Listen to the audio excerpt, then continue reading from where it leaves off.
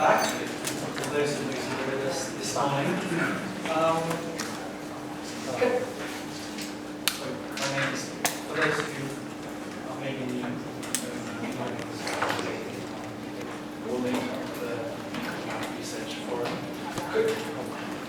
Before we get going, could I just ask for a show of hands, who was not here this morning?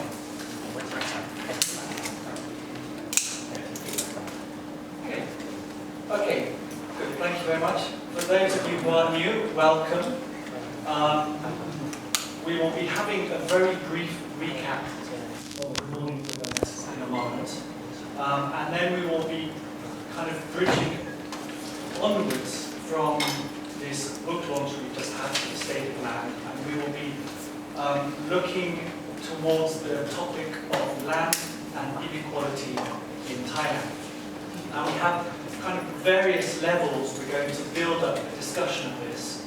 First of all, we'll be having 3 individual presentations which represent the individuals themselves, but also in a certain way their work and positions coming from the entrepreneurial world, academia, or from the CSO NGO. So then building on top of these 3 particular cases, or 3 perspectives, and hopefully some case studies too, for land and inequality, we will have a panel discussion with, again, a mix of journalists and, I hope, sorry, is it support?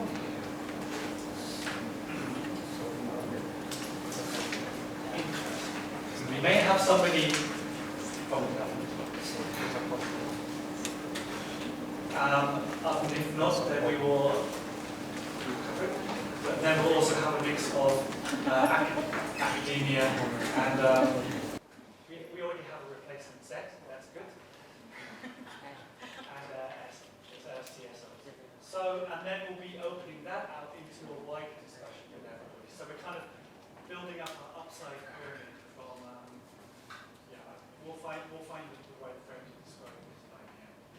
So, I hope that everyone has managed to take themselves a copy of the book at the front of the book, and there's also a kind of a highlights briefing note. If you have not taken one already, please do. On the desk outside, there will be the book. This book here. Everyone has a copy for themselves. Thank you very much. We have a fixed agenda with a break rather late on. We'll see how time goes, and if I notice that maybe people are flagging a bit, then we'll have a little break together and then come back. So first of all, and especially for those of you who were not here this morning, I asked Natalia Skura to kind of observe the events and kind of give a very quick recap with her own perspectives on what happened this morning. So, Natalia.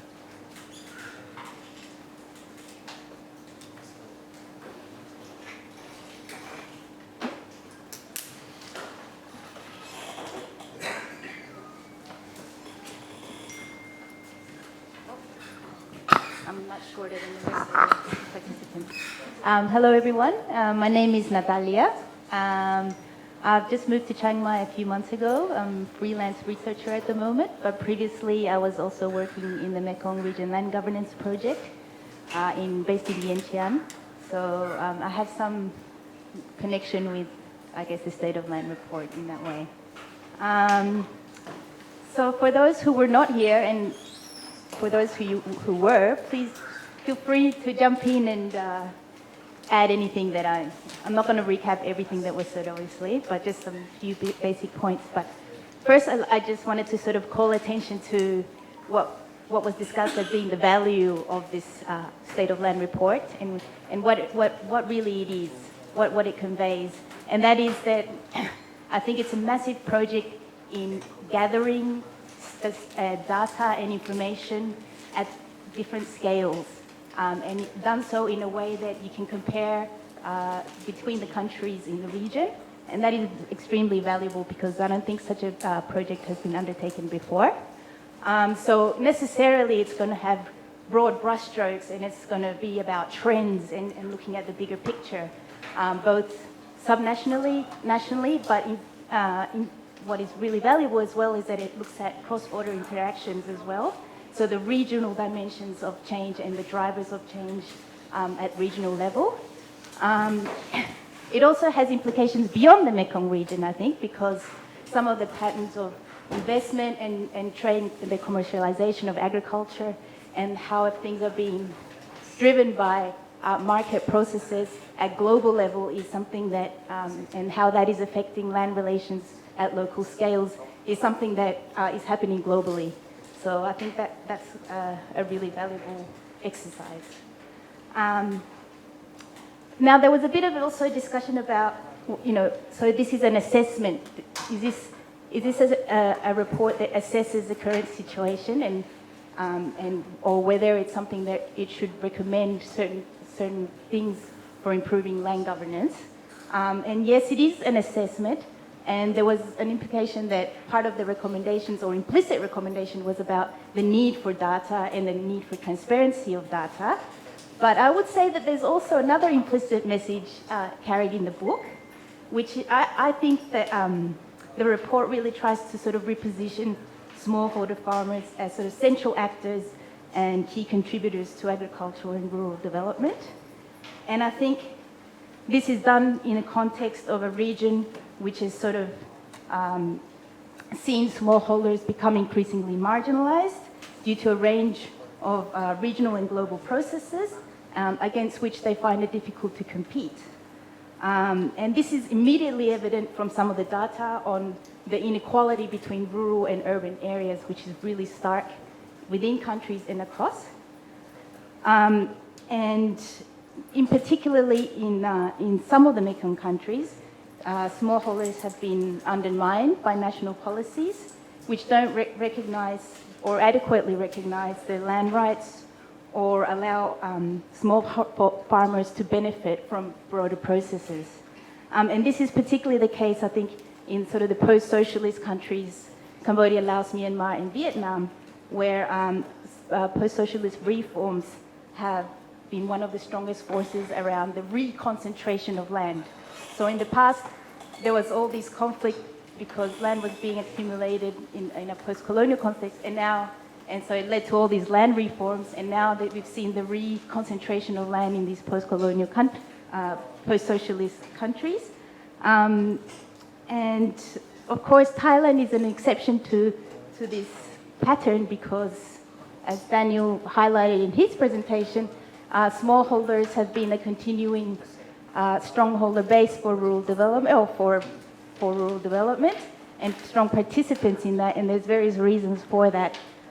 And the large concession system has not been implemented in Thailand because there's certain caps on the accumulation of land in this country, but then there's also regional implications for that because Thailand is, of course, one key player which is investing in production across borders. You got it. I just wanted to then also highlight a few of the sort of trends that were put forward.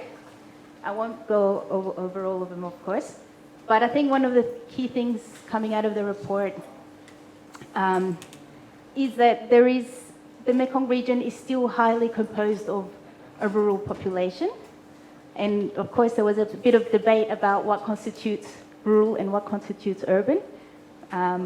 But overall, I think perhaps with the exception of Thailand, which has a smaller population engaged in agriculture, the general trend is that there's still a lot of people engaged in agriculture, even though the agricultural sector's contribution to the economy has reduced over time.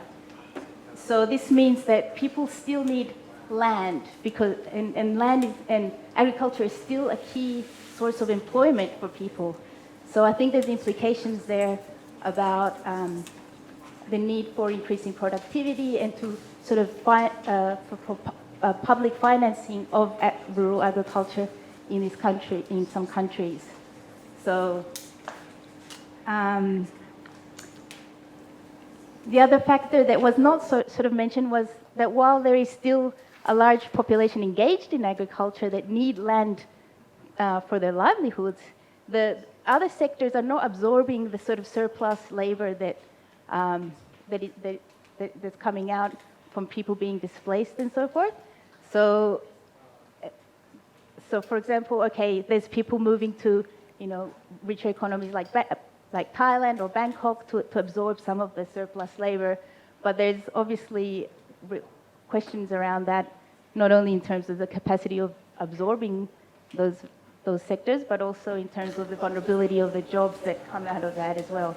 So I think the broader point is about the rural mobility of some of this agricultural labor force and has implications for access to land, distribution of land, and tenure security. So another key issue that was, or a trend, shall I say, was that agricultural land has increased over the last decades in all countries, and Thailand is again the exception where it has sort of remained stable over time. And along with this has come the deforestation. And of course, the patterns of this are very different in each country. So you can read the report to get those details. But the other broader picture is this massive move towards these sort of boom crops. So the commercialization of agriculture is extensive. So you have like 5 key crops occupying a lot of the agricultural land, which means that the previous land, which contained forests, wetlands, and all this sort of agroforestry diversity, have been sort of become monocrops. And this has huge implications for the environment, soil degradation, also for people who depend on natural resources, especially the most vulnerable. So the third and I think last point that I want to make is about land distribution and inequality. So even though the report posits, and rightly so, that agricultural land is very much still controlled by the households, the rural population are the ones who are engaged in agriculture and so are key players, despite the growing control of the growing prominence of investors and so forth. Despite this, we see growing inequality in the distribution of land. And this inequality seems to take place like at 2 levels, I think. Firstly is among agricultural households themselves. So I think Ajahn Chusat very well highlighted the kind of inequalities that we see among smallholders, particularly in terms of rights and access to land, in a particular context of state land where people don't have access to titles, specifically ethnic minority groups. But also there's a growing sort of inequality trend, which I think I perceive throughout all the countries, except for maybe Laos, where the land holdings have increased. The size of each individual household has increased. But then, and I think this is particularly relevant for Cambodia, Laos, and Myanmar, is of course the issue of concessions and the granting of public land to investors, which has created a massive inequality in terms of land holdings. There's a huge disproportion in the amount of land held between smallholders and companies, both domestic and foreign companies. And in this dynamic, sort of shaping the concession landscape in the Mekong, and I think the report delves into this in quite a lot of detail, is sort of the regional or cross-border dynamics, which I think is particular to the Mekong region, which is that a lot of this investment and trade is occurring intra-regionally. I mean for land-based and forest-based commodities. So China and Vietnam and Thailand are dominating a lot of the investments going to Laos, Cambodia, and Myanmar. And in reverse, the commodities are flowing to these countries, but ultimately I think China is the main market. But a lot of the trade is actually between Thailand and Vietnam as well. So you can see sort of a pattern of raw commodities from the peripheral countries and then sort of being processed and added value to in the semi-periphery countries and then end markets in China. Although, of course, they're all integrated in the global economy.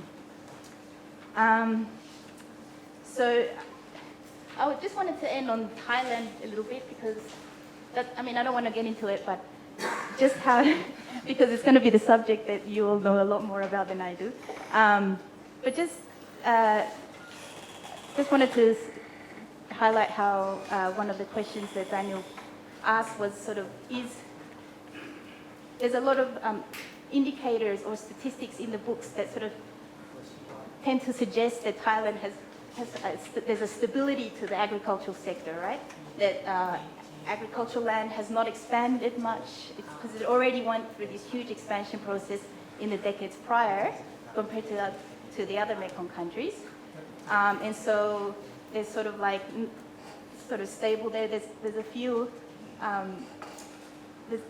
other aspects that suggest there's a stability to the Thai agricultural sector and prominence of smallholders in there and the limits to accumulation. But then there's also certain aspects that suggest this instability, and that is, particularly the growing inequality in wealth and the persistence of land conflicts in Thailand around issues of state land and access to land and tenure security for smallholders. So I look forward to more discussions on looking within the Thai context. And yeah, is there anything that was said that I missed or any key points that anyone wanted to? Okay, great.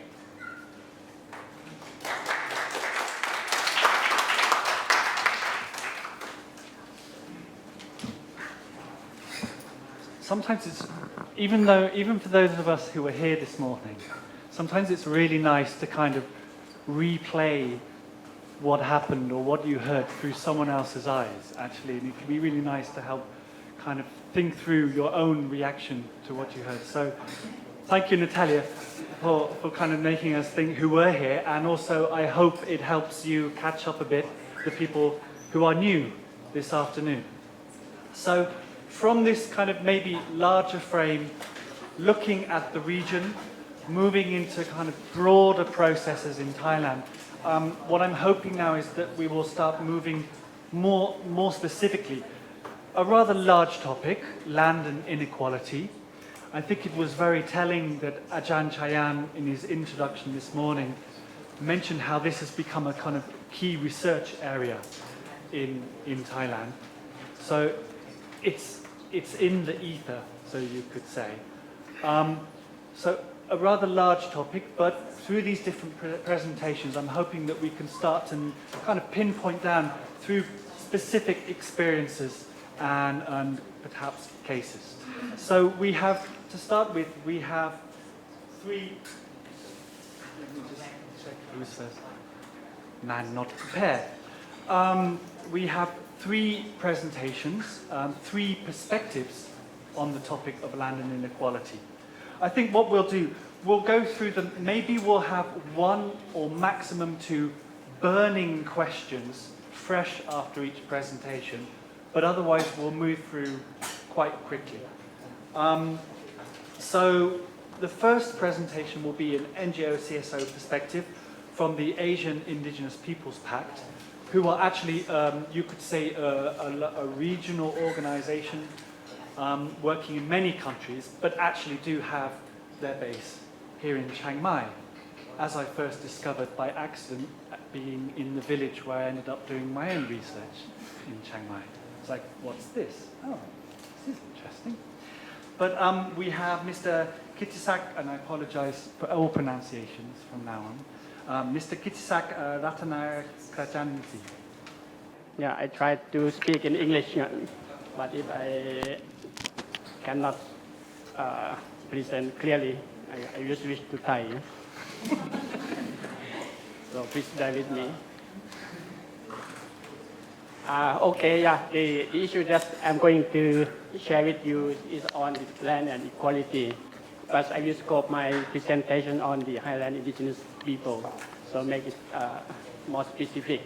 I'm not talking in the broader sense of the Thai society, because it's too broad for me.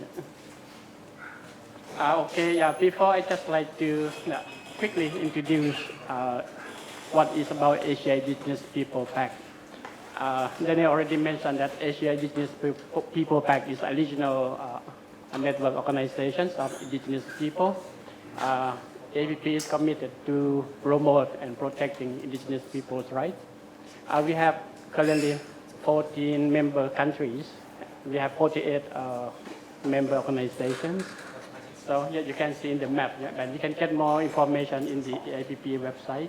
So we work on different issues, like human rights issues, environmental issues, women's issues, and capacity building program also. So yeah, that's still a lot.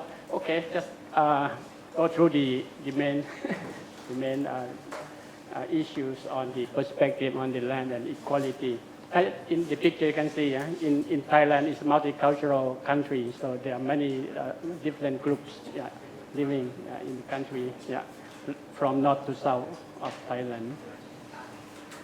Yeah, as you know, that, for those who depend on the forest for their livelihoods and survival, these people, of course, they have their lifestyle very much closely linked with the land and natural resources.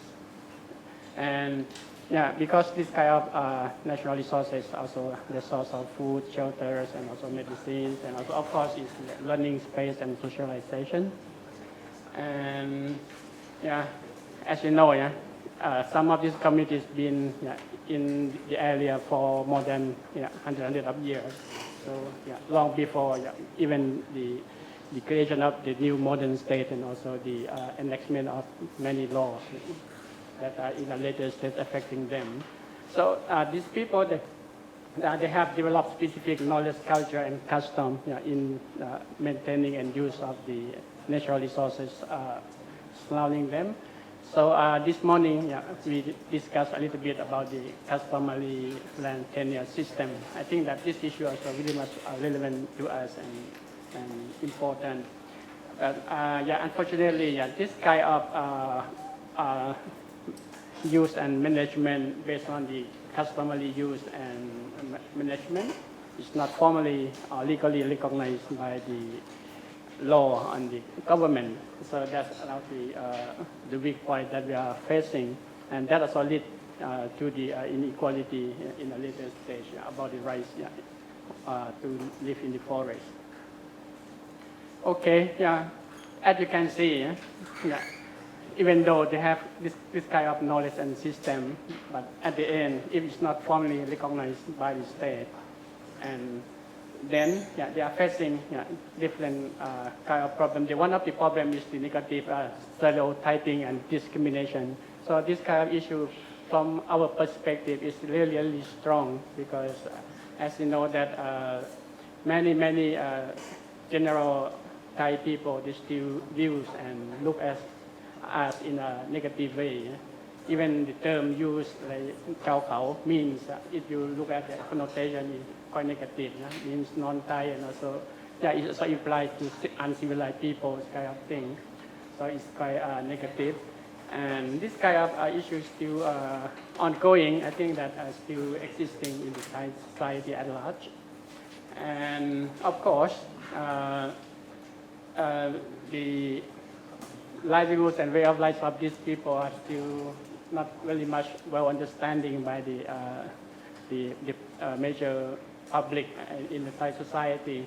So just for example, many people, they still rely on the practicing the shifting cultivations or rotational farming. And such kind of practice, many of them, as well as the forest destroyer, because when you're farming the field, you have to clear the land, this kind of thing. And that's also considered as forest destroyers.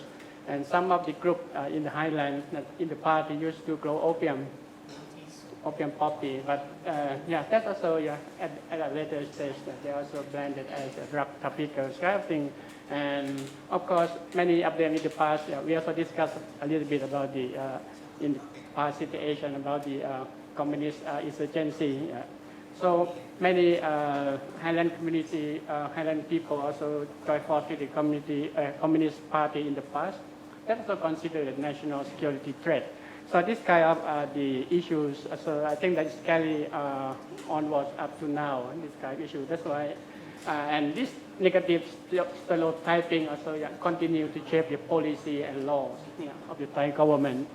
So from a perspective, if we look at in the past, the Thai government also used quite strong policy on assimilation and integration policy. Of course, it was done through the education system, systematically approach. So, and then in the conservation policies, of course, like we understand the conservation policy in the country. Of course, they said that we borrow the concept from the Western countries, and of course. This kind of concept is not recognizing the roles and the knowledge of the indigenous people in the use and maintaining of the natural resources. And basically, we said that it's not recognizing the human being or coexistence of the human being with the nature.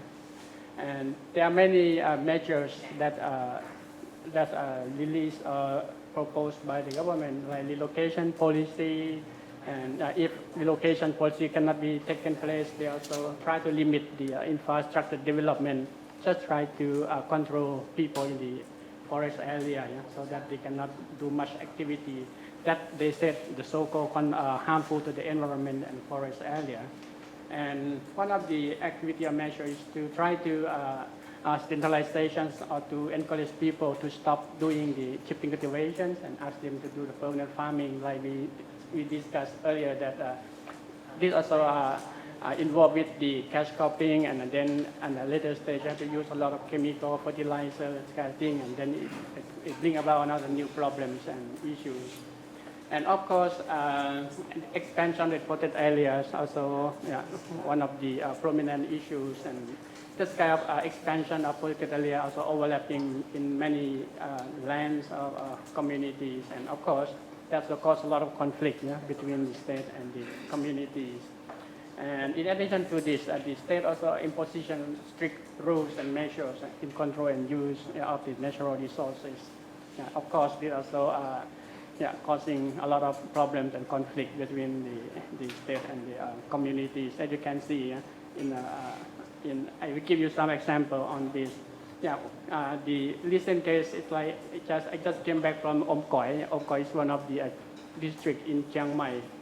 So two communities, they faced with the issue of land grabbing, but because it's land grabbing under the name of conservation.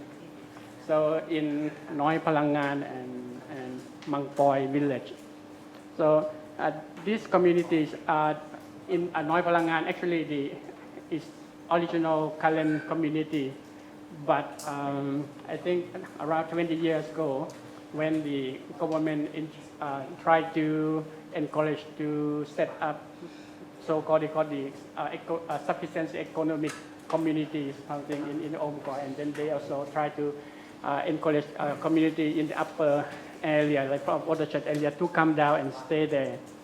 And many people came down, but at the end they could not find or they could not have enough land for their survival. So many of them returned and moved to this community, and they don't have much land for farming. Each family just has one plot of land. But then, in around 2017, suddenly without any prior notice that the forester came and told them that their land were confiscated and not allowed to use for farming anymore. So, and they could not do anything because it's a government policy they have to follow. And then up to now, this community, they still haven't got any land for farming because they have only plot of land and quite small, Some of them just one right or two rights only, considered quite small for family. But right now they don't have anything, so they have to rent land from the others for farming, and they have to work as a wage labor to get a daily wage to sustain their family. Yeah, of course, there's no compensation in this case. And villagers, of course, the affected community are the villagers. They already filed a case to the National Human Rights Commission, but still, nothing progress. They're still waiting how to do. And of course, if we link this issue, it also we really must link with the land reclaim policy of the military government. And another case, this one is it happened a long time ago. I think actually in around 1990 and 94. This at the Long National Park. So many communities living there were relocated to lowland, and that land also not really good for settlement and farming. So some of the communities requested to go back and farm in that area, because they still have fruit trees up there, but in 2008, the fruit trees were cut down and cleared. And of course, that also without any compensation, because they also consider encroachment of the national park.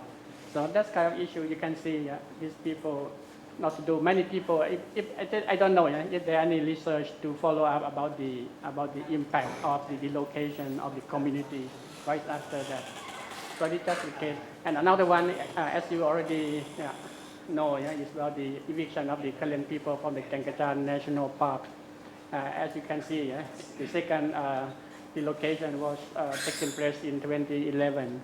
That also caused a lot of problems to community members who moved down and stay in the Bangkroy. And up to now, many of them still haven't had enough land for farming. So they have to work as a wage labor and waiting for the government to help them out, but still not yet clear about the support that they are going to get. That's some of the issues I like to say that. Of course, this kind of history and also the problem that they face, they also try to solve their own problem. Of course, one of the issues that they try to do is to document the knowledge and also the land use practices of each community. So that's also one of the tools and evidence that they can also use to bargain and talk with the government agencies, at least to get some support to acknowledge what the effort that they are going to do to use land in a sustainable manner. That's kind of the effort they do. And of course, they also not alone. They have to form a network just to ensure that they have a strong alliance to show that they have a good system to use and manage of the natural resources. And at the national level, for the Highland community or Highland people, we also form a network we call the Indigenous people, Network of Indigenous People in Thailand, or in IPT. And later, we also established the Council of Indigenous People in Thailand, or CIPT. This is also the national platform that we expect to use it to discuss and to resolve the problem internally, and also to talk with the concerned government agencies or ministries and clarify the solution to solve the long-standing problem that we are facing. And so in my perspective on this land and equality, of course, one of the major problems is the lack of understanding and non-recognition of the culture and way of life of Indigenous Thailand communities. And that's also attributed to the policy and measures that also imposed by the government. And later on, it's not really friendly or really fit with the way of life of the people. So you can see because of this, many problems still exist and not yet been resolved. And this of course is further impoverished and marginalized and also made the Highland Indigenous people more vulnerable. You can see if you visit some of the communities, their way of life is really totally damaged. They don't know how to do. Some of them have to migrate to town to seek for better opportunity to sustain their family. So some of the communities totally break down. So if you look at the reality on the ground, you can understand that the state alone cannot take care of the whole forest area.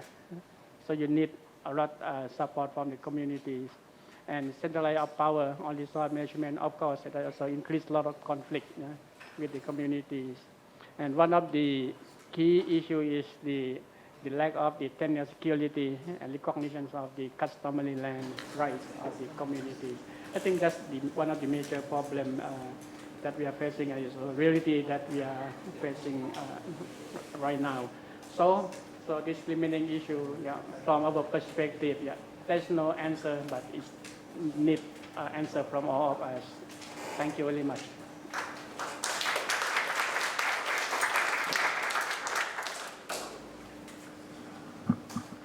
Thank you so much. I think it was a really clear presentation to work through different issues and bringing some case studies as well, some cases to show us. A very well framed presentation. We'll move on quite soon, but just out of interest, are there any immediate burning questions? Just one or two?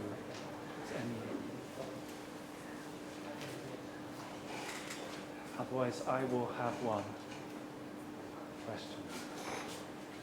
Then I will ask my wife. It's very interesting to see this kind of mobilization at the sort of local and national level of trying to mobilize a voice for these rights. Could you just maybe say a little bit about the role that AIPP itself as an organization takes with these different indigenous groups being set up? Thank you.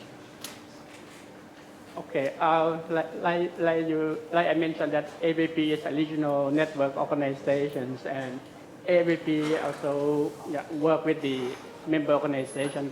In Thailand, we have 5 member organizations, and NIPT, or Network of Indigenous People in Thailand, also one of the member of the AIPP, and it's umbrella organizations of many organizations in Thailand.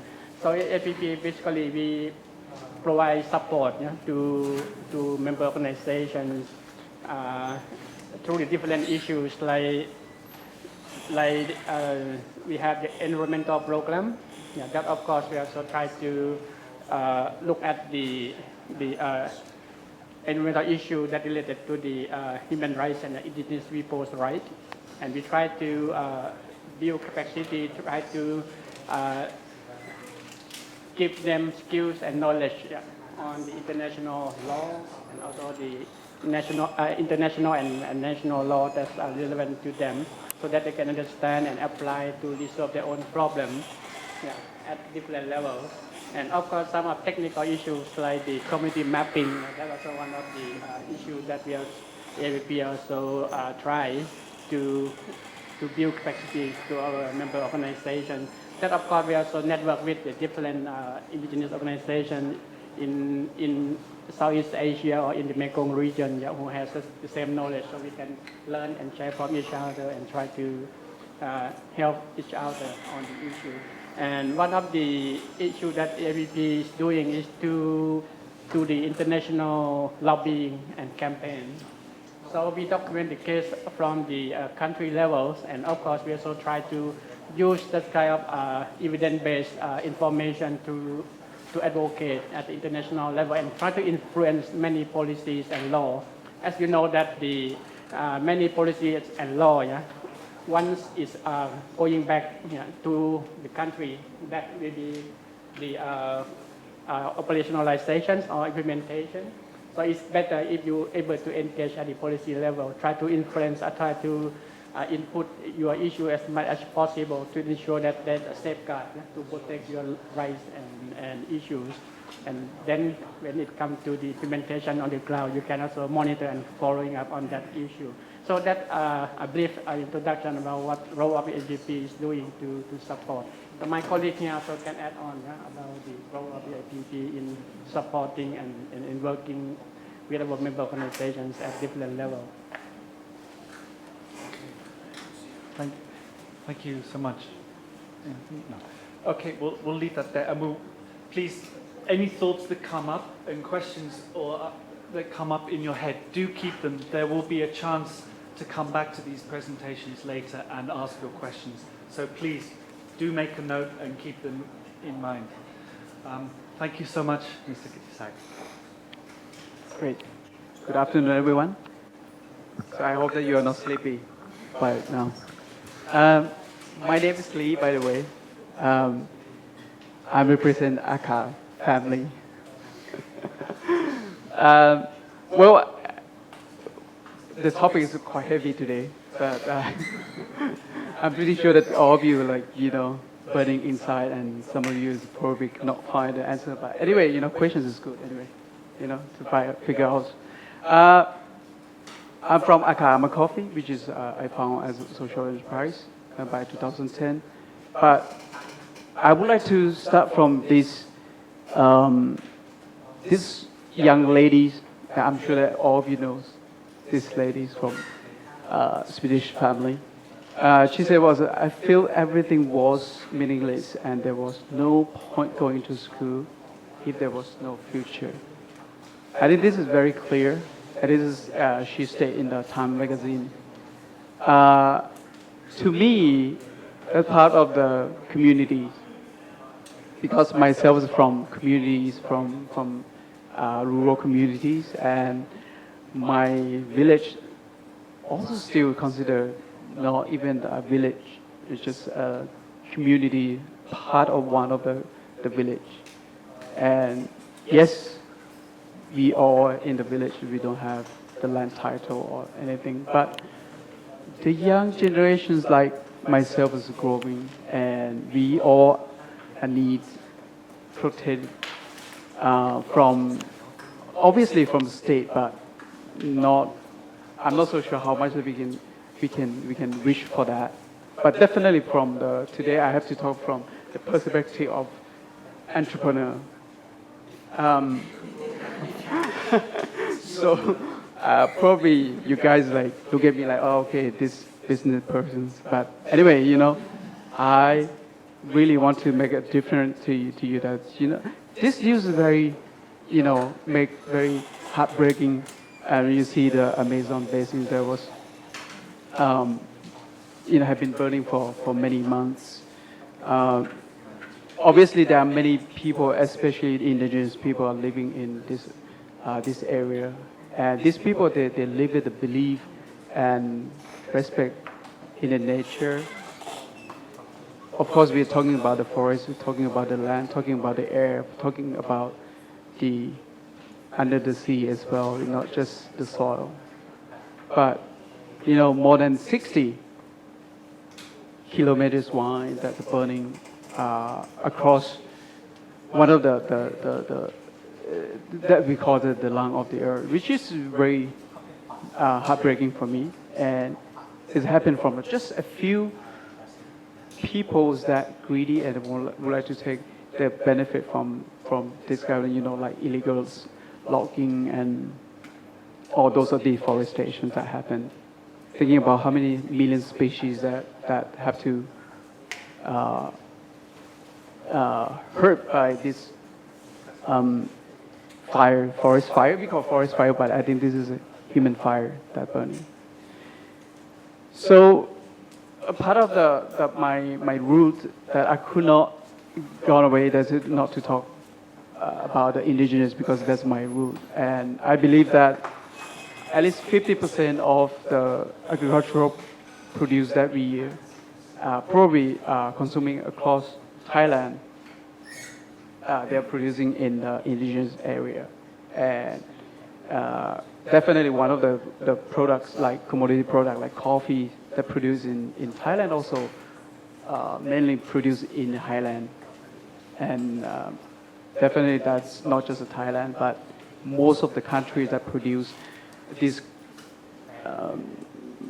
commodity products, which is very meaningful for the community like me, you know, or like myself, like entrepreneur, that have to continue to maintain. But many cases like the coffee farm in Thailand, we all know that we cannot claim in terms of certificate or land title of the farm, but we are more evolving in terms of the what we call more like agroforestry, and we are talking about more not to do more like monoculture, but also this is the way that we don't need to wait for the state to come and say, hey, you have to protect this land or this forest, but this is more about like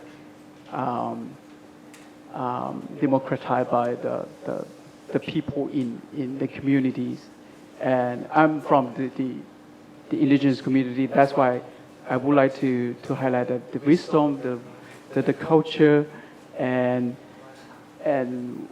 traditions that we have in the area always respect to the land. As entrepreneur, we know that we cannot build something like a kind of permanent or strong infrastructure, which is could cause problem with the state or the government.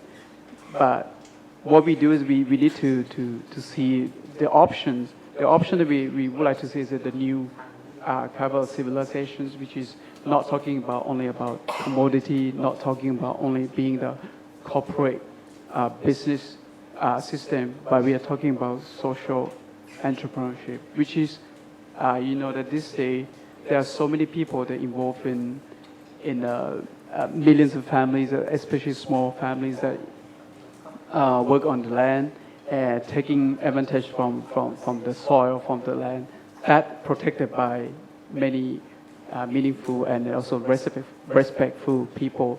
One of the persons that I would like to mention is like Dr. Mohamed Yunus, that the Fulbright students and also Nobel Peace Prize award persons in Bangladesh that create Grameen Bank, and also like the first ever bank for the poor people, which is that's working. So being an entrepreneur, it doesn't mean that we need to talk only about the benefit of the money, but really talking about using money in a very meaningful ways to support the community without thinking that the land is actually certified as a state in the state law or not. But anyway, our life is still going. So that's the way of the entrepreneurship system should be working. Entrepreneurial skills are very important in the area, and we are growing up in a community with a different part of education. I would say, you know, I grew up in the village, but my journey was very different from my parents, and I came out from the village. I studied, and at some point, you know, I found my way that I have to returning home, but not necessarily to be only the farmers being in the village or using the land as the same like in the past. But we can think about how could we utilize the land in a very creative ways. You know, in the past we may use the farm in the same way. You know, we're cutting, we are burning, we are growing, and then we do that again. Maybe that's kind of events that will cause some kind of the stress for the state, because they don't really understand what's the wisdom or what's the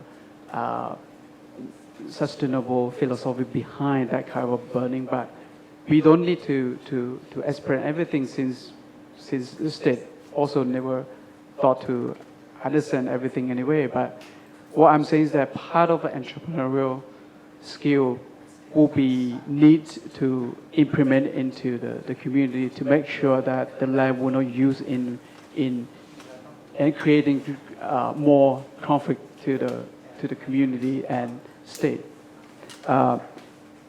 As I say, we cannot build a coffee shop probably in the 1,200 meters above sea level, but what we can do is we can highlight the coffee that we grow on the 1,200 meters above sea level to the city like in Chiang Mai or Bangkok to make sure that the return of the benefit will go back to those people who are living in the area. So this is the way that you can evaluate actually to make sure that biodiversity and everything that you want to protect it, and even for the law and for the conflicts that might happen with a state could be declined. One of the things that I want to talk about for this session is that the agripreneur or agricultural entrepreneurs is really important to communicate with the people like us in the area, in the land that's probably, I would say, uncertified as the state rights to be there. But we can be the person to communicate with them to make sure that what would I be doing, what would we are growing in up to the mountain or in the land would not cause the problem for what would it cause for deforestation or pollution. I think that is something that we need to come out from the young people like us that has equality in terms of the educations. We cannot say that we don't have ability to access to education, because these days education is open for everyone. And I think this is a tools where entrepreneur like me or everyone can support people who has difficulty or challenges in the land. As I said, biodiversity is one of the things that on behalf of the entrepreneur I have to talk, because most of the time when we are using the land in a very different way, and very often we use, especially in Thailand, we use a lot of chemical fertilizer or spray or whatever. That's somehow that's caused problem not to direct to the law of the state, but as it will cause the problem of the people living in the same area, or even for the next village that we might know or don't know about the impact that happened. But the biodiversity is something that it will show that you also respect to the area. And part of the entrepreneur is to highlight not just using the supply from or harvest from the area, but how to adding more values to the area, which is definitely about in terms of geography, it's about the land, it's about the mountain, it's about all resources. And biodiversity is something that will tell you how to survive and also use discover advantage for your tradition, like culinary tradition, which is all of us, especially for indigenous people, we know that we have this advantage, and we could highlight this to communicate with other people, that we can tell them, what we can actually utilize, use or apply in the specific land that we have. So for me, values of the diversity and regarding to origin of living, culture, cuisine could be one of the thing that we could represent the best traditions for each different indigenous people, not just entrepreneur. Entrepreneurs definitely will find a way to present something that benefit for the business, but as a community entrepreneur like us, that's the point that we have to think about both impact, not just for the financial impact, but that's more about the community and social impact. We talk about fact and law. Definitely, in fact, we don't have, most of us that are living in the community, I'm pretty sure that we try to fight for a land title or certificate for the land, but how often we can have that? How let's say, what's the opportunity that we can have that? And what about if the bigger company will claim that this kind of opportunity to have the land on the mountain as well? This is one of the I would say scary thing that we think about it, but we are still living there. Yes, there's the challenges that happen, but I think we have many exchange agents that try to help each different community. So even though we don't have the land title or maybe certificate, but that might not be the most important part right now. But the most important part is how could we actually protect our territory and diversity of living creature, including human being. One of the things that we can see that happening is that with law and fact as well, the monopoly capitalism is something really a strong point that happening in our area, which is wipe out like diversity of living creature on the earth, on the land. Especially in Thailand, we can see that this monopoly capitalism can deforest, can destroy the land, the illusions that happen, the lack of the water, the drought that happen. Everything's benefit of a few people that take benefit. But how could we overcome this kind of problem by being the entrepreneur that using both skill for business and also mindful consumption, not just over harvesting and leave the scar on the mountain. So to me, it's a very important part is like a new civilizations, which is, I would say one of the things is had to be entrepreneur, but have to be in a social entrepreneur that that's clearly I can see that the problem that happened from the capitalism would not be the best solutions that could solve the capitalism.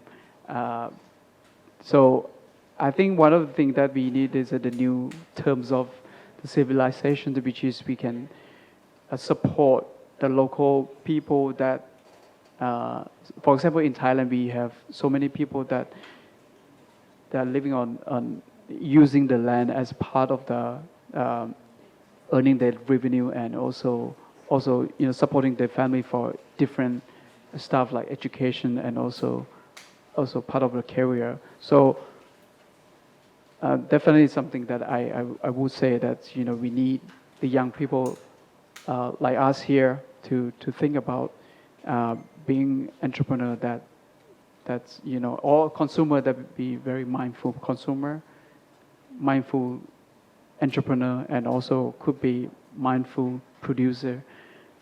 So this is something that I would like to share from the perspective of the entrepreneur, social entrepreneur. Yeah. Thank you so much. Last year, I recommend my students to interview you as well because they're interested in social economy model and social enterprise. Then what I heard about Akama is about the model of social enterprise that bring benefits return to the community, right? So, but I'm not sure that how do you distribute the profit from Akama to the community? Do they have a shareholder with Akama or just sell the product to the Akama coffee? And another one, okay, I have to moment. I would like to know how do they share the profit among the community as well, because of that what you talk about, the land is in the that's what I know, the coffee grow in the forest, right? So it seems like they are not a kind of property land ownership. So I would like to know how do they share the profit among themselves. Thank you very much. Thank you, ครับอาจารย์ For the first questions, yes, we call the stakeholders of the Akama coffee. 100% they are coffee farmers, obviously, and even myself as founder, also from the community. So the right term probably can explain to my roles can be community-based social enterprise. So I would say the benefit that going back to communities is very clear, that not just about the product, but in terms of the knowledge that we're sharing, and also 100% of the stakeholder behind Akama coffee, they are producer, which is they have rights to say, okay, this year the coffee should be market in what price, which is benefit and also fair for them. This is what happened. Even though the company is set up by myself, but I never have investor that influenced me to neglect all the involvement of the communities. So the first thing is definitely about direct trade, which is going back to their pocket. Secondly, about the knowledge. The third one, they can voice to our company. And last part is very important, is 50% of young entrepreneurs that working with us, they are daughter and sons of the coffee producer of our stakeholders. So it means that we create career, we create a job, we create education, we create a change agents. So this is not only about the money. It is really about transfer every skill and knowledge that we have back to the community as well. And these young change agents, we can be a person that can make even bigger models or sustainable models, not just waiting for Akama coffee.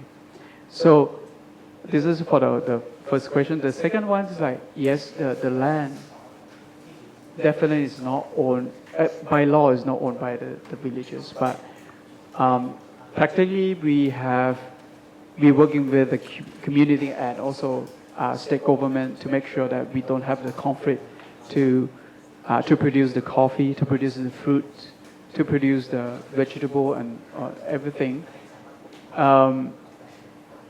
So in this case, the key resource and the key partner to develop the area is not just us, like Akama Coffee and community, but we work with academia, university, government, and everyone to involve. And yes, not every case will be passed smoothly, but what we can do is, like, for example, like the coffee farm, what we can make the government can feel comfortable is that we don't do monoculture. We apply the sustainable philosophy from the Great King number 9, like integrated farming. We have the coffee, we have tea, we have fruits. This is not only for to protect the territory, but this is to protect the breaking the whole system, the whole chain of the food system. Because when you look at the whole years of the calendar, they would not survive by just growing the coffee. But because of their growing so many diverse crops, so they can generate regular income for different seasons. So that's the way that we actually highlight and also encourage the community to be part of the protecting the territory. So I think that's benefit that go direct to the community. And we also have less problem of the smoke or burning, but not because of just stopping to do the monoculture or seasonal farming, but it's also because of the villagers themselves. They have the regulation and law that protecting the territory by schedule. Each different families have to protect and see what happening in the area. And if the problem happen like fire, forest fire, we need to help together to solve the problem. And or even doing like small activity like fire break, that every year we spend at least 2 or 3 days to make sure that we don't cause any problem to the next village as well. So I think that this is one of the clearer statement that I can say part of the member of the village. Yeah, thank you so much. Okay, we'll have one more quick question before we go to our final. You have a quick question for us, Ajahn Shamai. I have missed, maybe I have missed your earlier presentation. My question is, when coffee is part of your culture, and then so that for many generations, so on and so forth, or just in your generation only, and then that you step further by turning into your own business. Thank you. Thank you, Khab. Coffee, to me, is only for my family only to the second generations. So my parents is the first generation that apply these crops into our farm. You know, before that we do normally we do the seasonal farming, which is we can grow ginger, rice, soybean, and things like that. And we start to grow stone fruits, tea, vegetables, start to have the coffee. And my generation, we highlight most of the valuable produce right now from the area in terms of the financial wise is coffee. And it doesn't mean that we have to grow only coffee, but that's definitely the generation like me start to interest in this particular crops to make sure that we can represent the community in many different aspects as well. Yeah, thank you so much. Lee, thank you so much. I think just a really interesting case within this context to learn about, and we'll be coming back to it through the afternoon. So thank you. I think what we'll do, we'll have the final presentation. We'll have another couple of questions, maybe open it out a bit for questions about all three. Then we'll take a break, and then we'll move on to the panel discussion. I hope that will be okay with everyone to get their coffee in good time. So for the third of this series of individual presentations, we have, am I allowed to call it the academic perspective? Boring. Okay, this is the boring academic perspective. I didn't call it that. But Ajahn Apiwat Ratanawaraha from Chulalongkorn University will be could be very interesting contrast. Anyway, if I understand correctly, Ajahn. So I think I'm going to share the perspectives of somebody who's been working in the area of urban development and a little bit of the land, urban land management and policy. If I can give out the highlights of my talk, I think there are three particular trends, I guess, that I would like to stress. And these could be three perspectives that I think we can think about land and inequality in Thailand and perhaps in other parts of the world as well. The first one is urbanization of land. And the second one is financialization of land. And the third one is globalization of land. So let me go through one of the three. Sorry for my voice. It's I've been using my voice every single day, and yesterday I taught 9 hours. So they use me too much at Chula, so I better move back to Chiang Mai. But anyway, so first thing first, as Daniel presented earlier, that we now actually have more people living in the city, and there was a little bit of discussion whether the definition of, or the standards we use to define urban is accurate. I would say, well, although I don't actually have the data myself, the people who are urban people in this country is probably at this point, maybe I can claim that it's about 3/4. Now, why do I say that? Instead of, the official statistics says that about 52%, maybe 55 at this point, of the Thai population live in the city. But that's because we define it by, the official statistics, right? That people who live in the municipality are considered urban. But from somebody who's worked in the area of urban planning, urban management a little bit, we look at the way people actually live. We don't just look at the way people, am I speaking too fast for translation? Sorry. Is it okay? Sorry. Just to make sure that, the translator could do it. I tend to get too excited myself. So what I'm saying is that there's actually so many more people now who live in the city, right? And so the area of my interest is actually, the urban fringe. If you look at the suburbs of Chiang Mai, for example, Hangdong and Sansai and all that, and even beyond that, right? You see the change from agricultural land use to urban land use, primarily housing development. You see gated communities everywhere. And to me, that's the critical change of land and equality in this country, precisely because the way we have to think about land has also changed.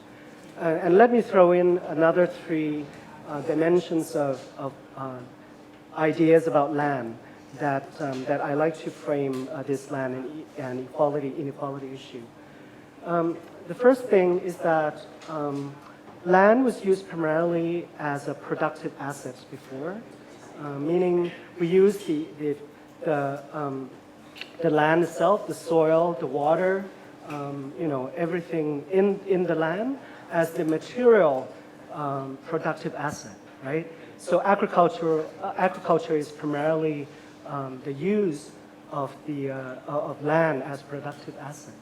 But then, if with urbanization, we don't actually use the land itself as a productive asset. We actually use the land as a locational asset, right?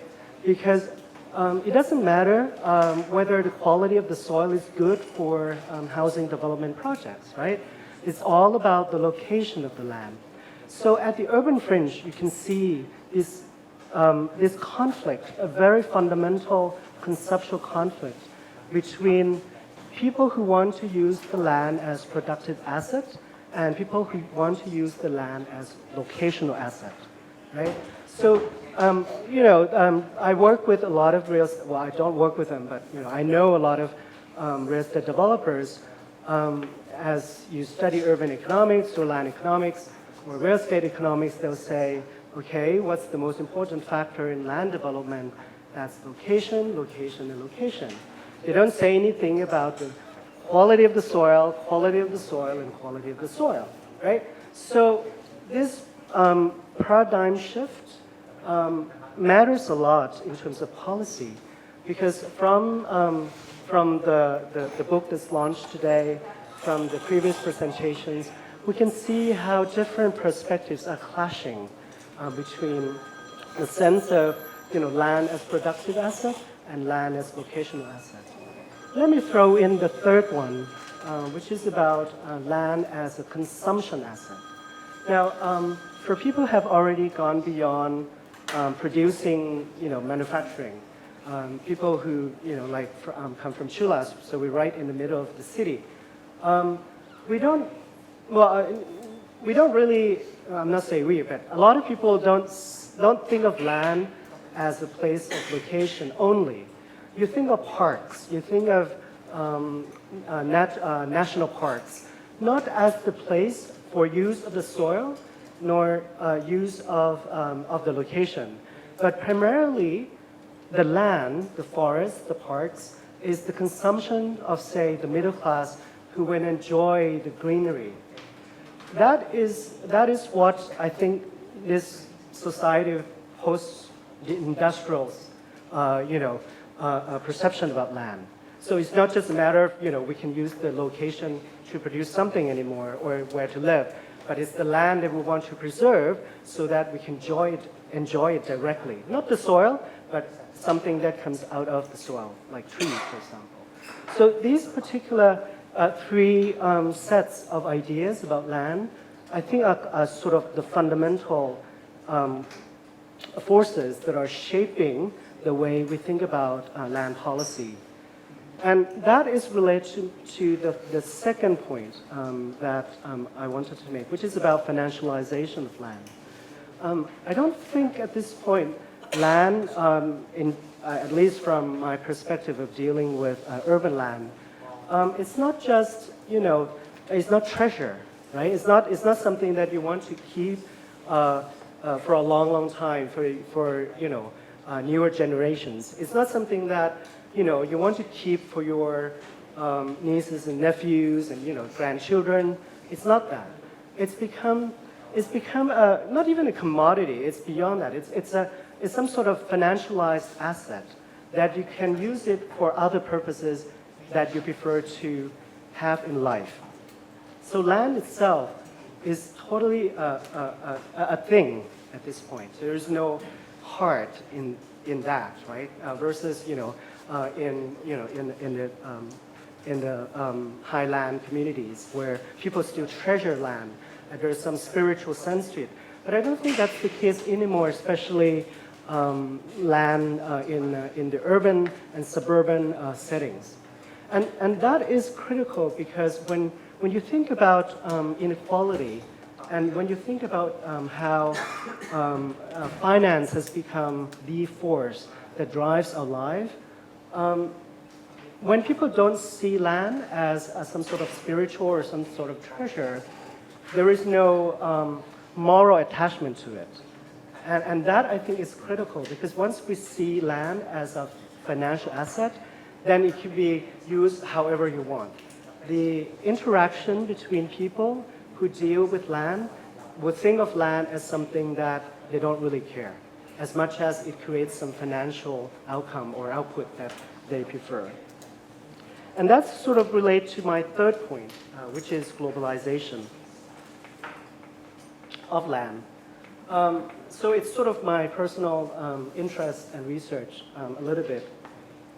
So when I was flying back from the United States about 2 years ago through Dubai, and I was waiting for my connecting flight back to Bangkok, I was pulling up this an ad on the Financial Times, and it was basically an ad about an island, land in an island in somewhere in Bahamas, I think, and it was the advertisements was basically say freehold, something like that, which you can see in Thailand as well, but the price was in Bitcoin.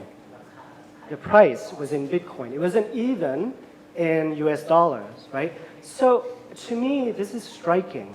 It's striking not just because of the financialization of the land itself, but the fact that this global financial system has dictated the way we think about land. And this is critical. I guess my time is running up. It's critical because it makes it even more difficult for us to manage or deal with any negative effects that could come from land. As an urban planner, we have zoning, which is really outdated. It's almost impossible to deal with foreign investors who want to invest and in Airbnb, for example, and basically hoard all these condominiums and all that. Even taxes, how do you deal with this? The Bank of Thailand is still trying to figure out how to deal with the fact that a lot of Chinese investors have been buying properties in Thailand through online websites without even paying anything in Thailand at all. I'm not sure you're aware. There are actually quite a few online platforms in China that the buyers and sellers of properties and land in Thailand are being done without the two people setting foot on Thailand at all.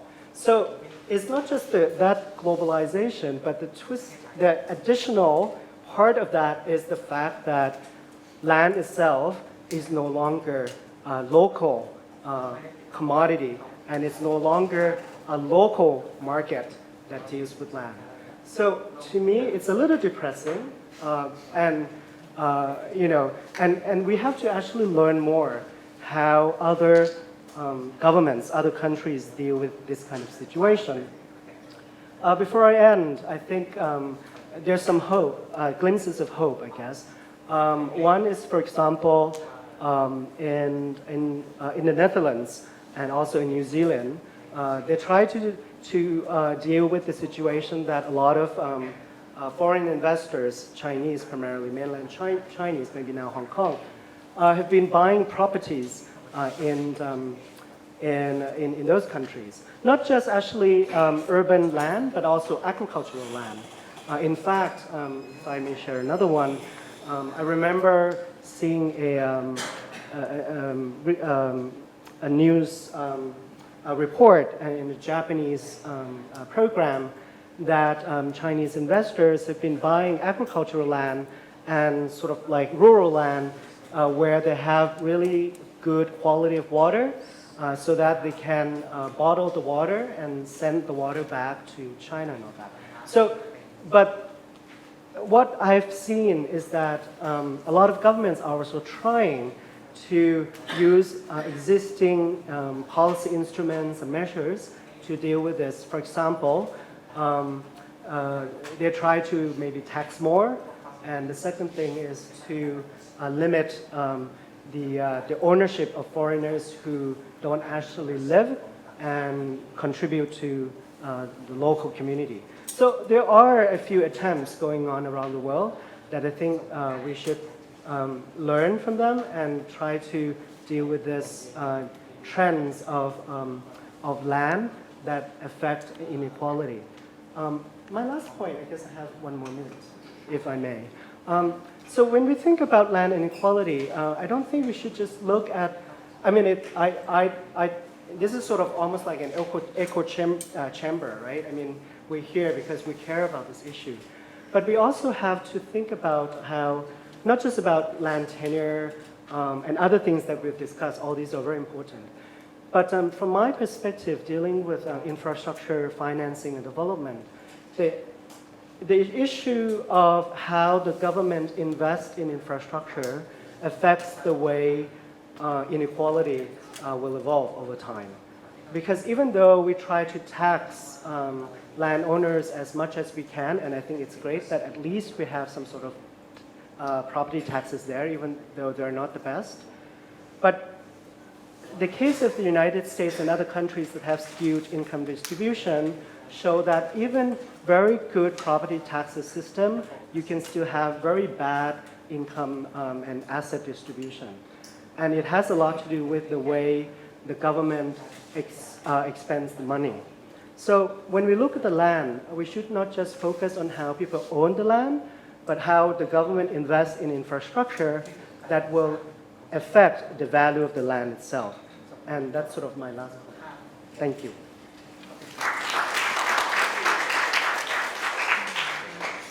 Okay, I will.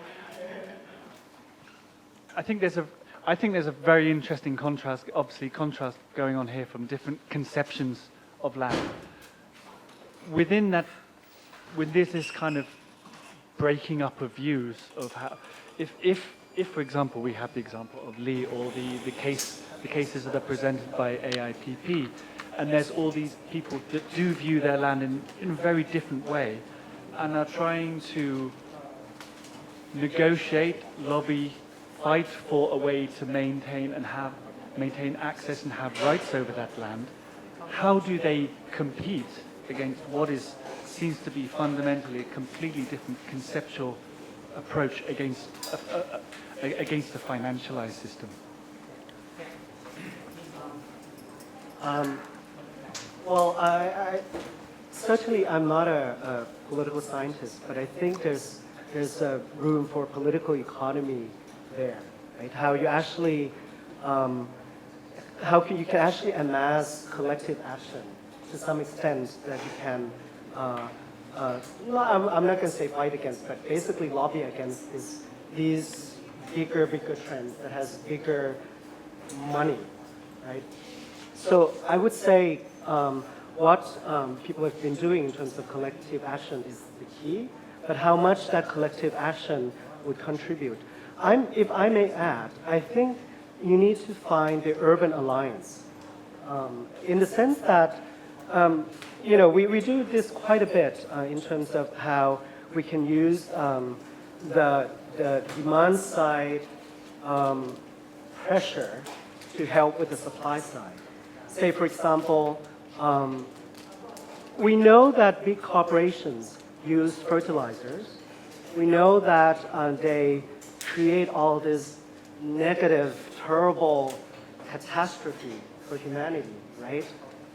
So we need to use that psyche, and build in this mentality to the people who actually buy the products, right? Because otherwise, people would go to 7-Eleven and think, oh, this is great. It's cheaper, it's safer, the food is wonderful. While in fact, they're not, right? So in order to compete against this financialization, globalization of land, I think the strategy would be almost, small is beautiful kind of thing, right? You have to compete with a niche. And I see some examples in other places where, say, sorry, I use a lot of American examples because that's where I'm familiar with. Say, for example, Vermont. In the middle of nowhere in Vermont, they can actually sell, ice cream, Ben and Jerry, right? And then, so that's not, is that Vermont? That's Vermont, right? Well, now it's global, so we don't buy, Ben and Jerry. But there are a lot of products like that would survive and do well, and they don't actually have to become global, that become, global catastrophe like what we see. So I would say the strategy rests on the demand side, meaning you have to be able to somehow convince the urban consumers that what we are, or smaller farmers are producing, are the key to the future of humanity, if you like. Otherwise, people will go to 7-Eleven because it's cheaper, and they'll keep all these boom crops because it's cheaper. You have to be able to convince people that a little more expensive but grown more sustainably in small plots of land is actually a better way to go. And I think the trend is there that will, it's there already. I believe that the trend is there among, middle class and sort of people who can afford. I would say that's the only thing I can think of now. And then the government maybe have to do something.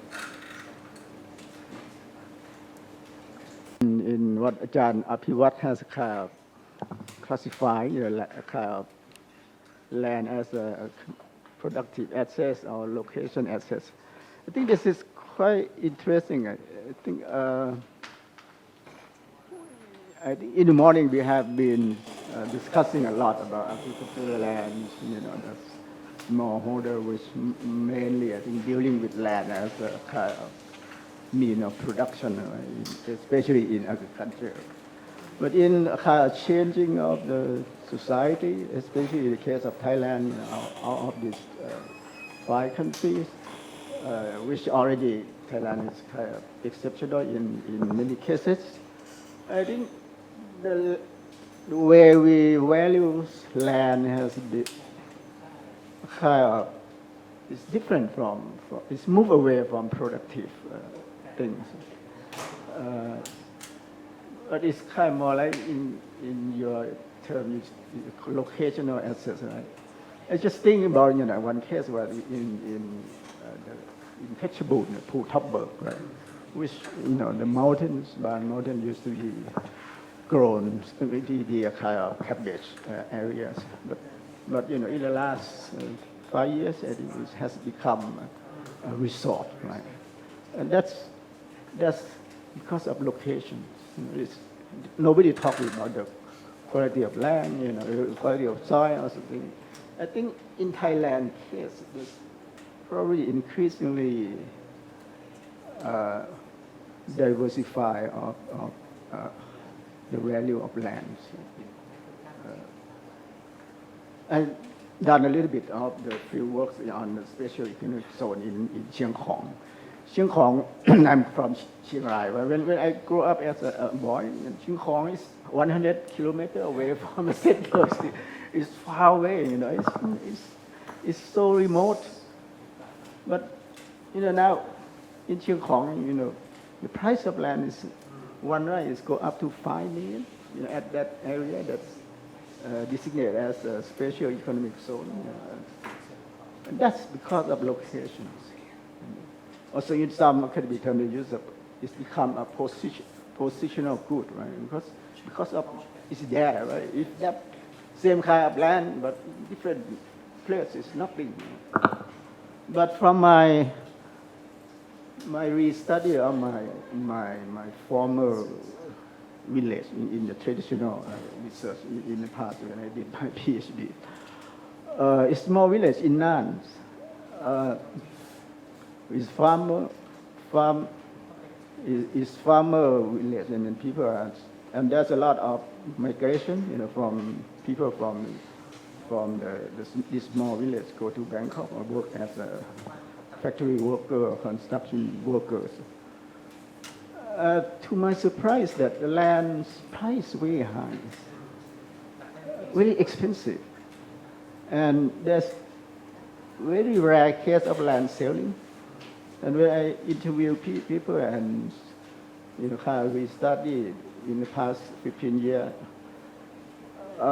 they keep the lands because the thing is kind of for their security, for security of their next generation, because these people, when they move to work in the city, but when they're getting older, like over 45 or 60, they return, right?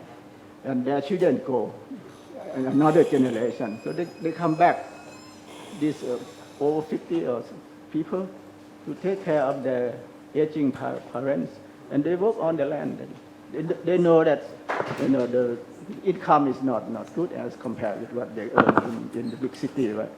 But land provide them a kind of security for the next generation, and they have less cost, right, to live in the village. So lands, even there's big picture of Thailand that agriculture is in decline, right? But I think in some area, I think people still keep the land. Not kind of make them more productive on agricultural products, but it's kind of a security asset, because the next generation can always come back, if they're not successful in a big city.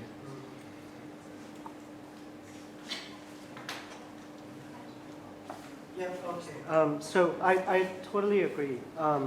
Some of the cases that I remember, some of the people I talked to from my previous research projects, they do see land as sort of security for the future. But the tricky thing is that it really depends on whether they have the knowledge to do something about the land. And I think that's very important. I mean, in the case of Kun Lee, for example, you can do a lot from the knowledge that you've acquired elsewhere. So that becomes critical, because land itself, you cannot do much about it, and because things change all the time in terms of the technology, the access to the capital and things like that. So the ability for the landowners, even newer generations, to be able to use the land will depend on the stock of knowledge that they have. And I think that is important. And one thing that, if I may add, about my sense that in the past, land reform, for example, I mean, people in this room are the expert, I'm not, but my sense is that we just give people the land, but we don't give them the knowledge, right?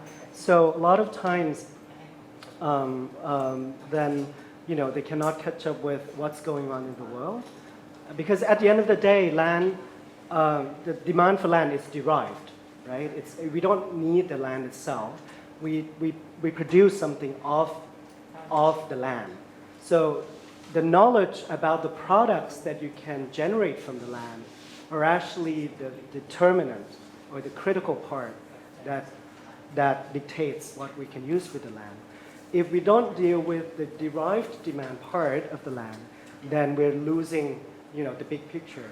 And that's I think why we need to think more of land from a different perspective, like how the demand for land has changed from the product point of view, what we use the land for and how it evolves.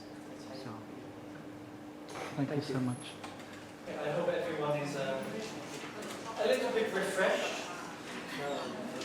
From break time coffee and cake, we'll be having a relatively shortish session to finish off this afternoon seminar section of the day's events.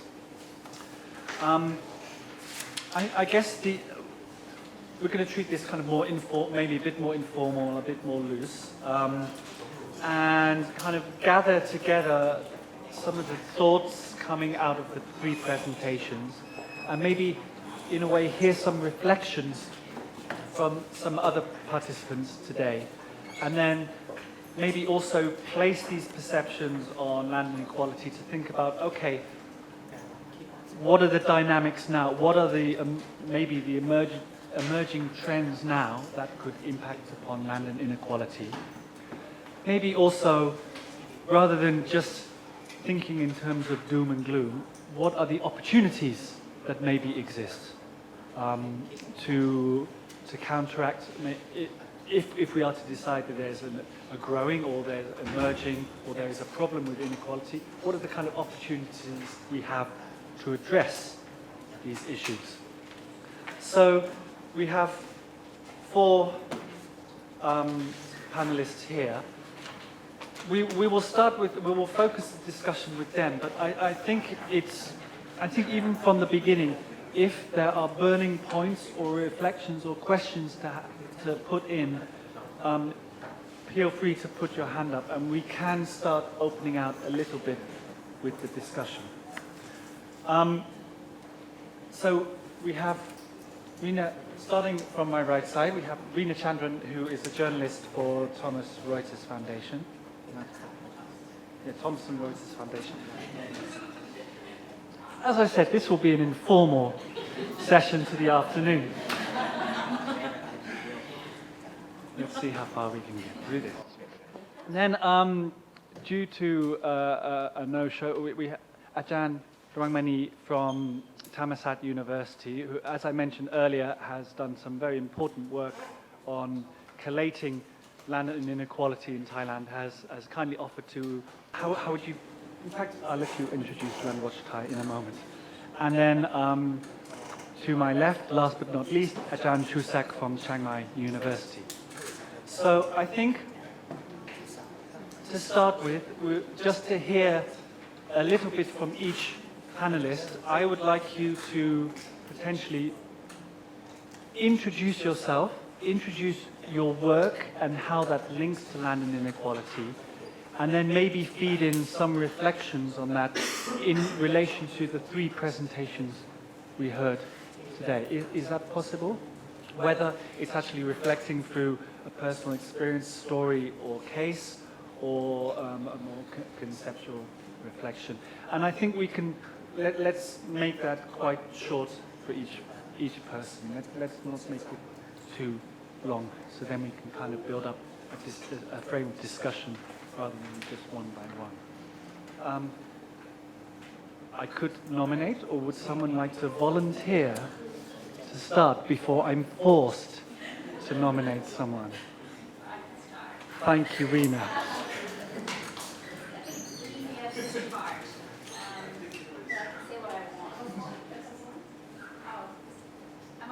Hit the left button left.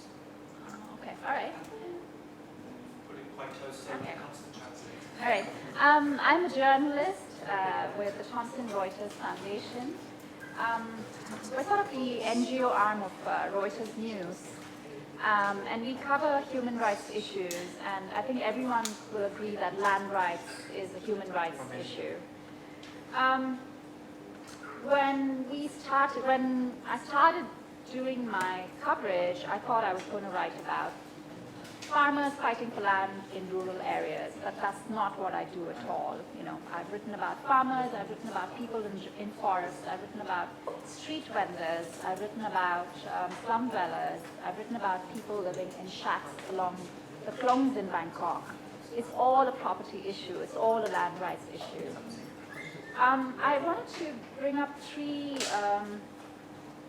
sort of observations from today and just what I've observed at work. One is legislation. Legislation is such an important part of how land rights are determined in every country. And legislation can be very good on paper and can absolutely fail in its implementation and therefore fail the people that it's meant to protect. So if governments claim that the legislation is meant to protect people and then they're not implementing it right, then it's just of no use at all. And the classic examples are, say, the forest reclamation policy in Thailand, which we've heard a lot about, the National Parks Bill here. The government claims that it's meant to increase forest cover, it's meant for conservation, but it does not protect people who have lived in these lands for generations and who depend on it for their livelihoods. National parks are not just meant for city dwellers to enjoy. These are livelihoods, these are homes for people who've lived there for generations. But it seems to me that governments fail to recognize that. And it goes back to the points that were made earlier about governments failing to recognize customary tenure or traditional land practices, ancestral domains. Any number of land conflicts arise from that fact. You know, the government makes an arbitrary declaration. Anyone living here before or after 1971 cannot live here anymore. I mean, and how do you prove your residence there when you live off the land? The other factor which affects land rights is of course climate change, and Lee had brought up this point, of course. It's not just Greta who's shouting about it. People who live off the land are increasingly affected by climate change impacts. It's hotter temperatures, it's more frequent droughts, it's more frequent flooding and more severe cyclones. And you know, people only have that much resilience. Without help from the government, with nowhere else to go, they simply cannot cope. And we talked about land degradation in the report as well. I think it's about a quarter of the Mekong land is severely degraded and a quarter is moderately degraded. So what part of the land do these people go to earn their livelihoods and to live on? And tied to that, although it's not mentioned as much in the report, is access to water, which is very closely linked to your land rights. Because if you live on a piece of land, you can take as much water as you want, right? Unless the government says no. But increasingly, access to water is being limited as well. Smallholders have to fight against big commercial plantations and farms and the government for their access to water. And this is playing out everywhere. The Mekong region is a hotspot for natural disasters, and increasingly we're going to see a fight for groundwater, which is already becoming a major conflict in areas. The third point that I wanted to bring up, which Ajahn Apivat mentioned as well, it's not just a rural issue. Land rights is as much an urban issue as well. And we see it playing out, I come to Chiang Mai and I'm like, oh wow, there's so much greenery here because there's so little green spaces in Bangkok, right? The few parks we have, the few stretches of open spaces, they're all being taken up. And you see a mall or, everything's being paved over. Those are public spaces and people have a right to them. We've seen street vendors being evicted from Khao San Road and elsewhere. They have a right to city, they have a right to those spaces as well, and they're serving people like us in the city. But of course, the city wants everything to be clean, they don't want certain kinds of people to be on the street, they want to be all removed to a designated area where no one goes. Street vendors, and there are these onslaughts all the time. Pavements, for instance, right? We have these e-scooters on pavements. Where are pedestrians supposed to walk? Everything is sort of focused on cars. There's no room for cyclists. There's no room for pedestrians. They have a right to those spaces as well. And this is playing out in cities everywhere. There are conflicts over the right to public spaces.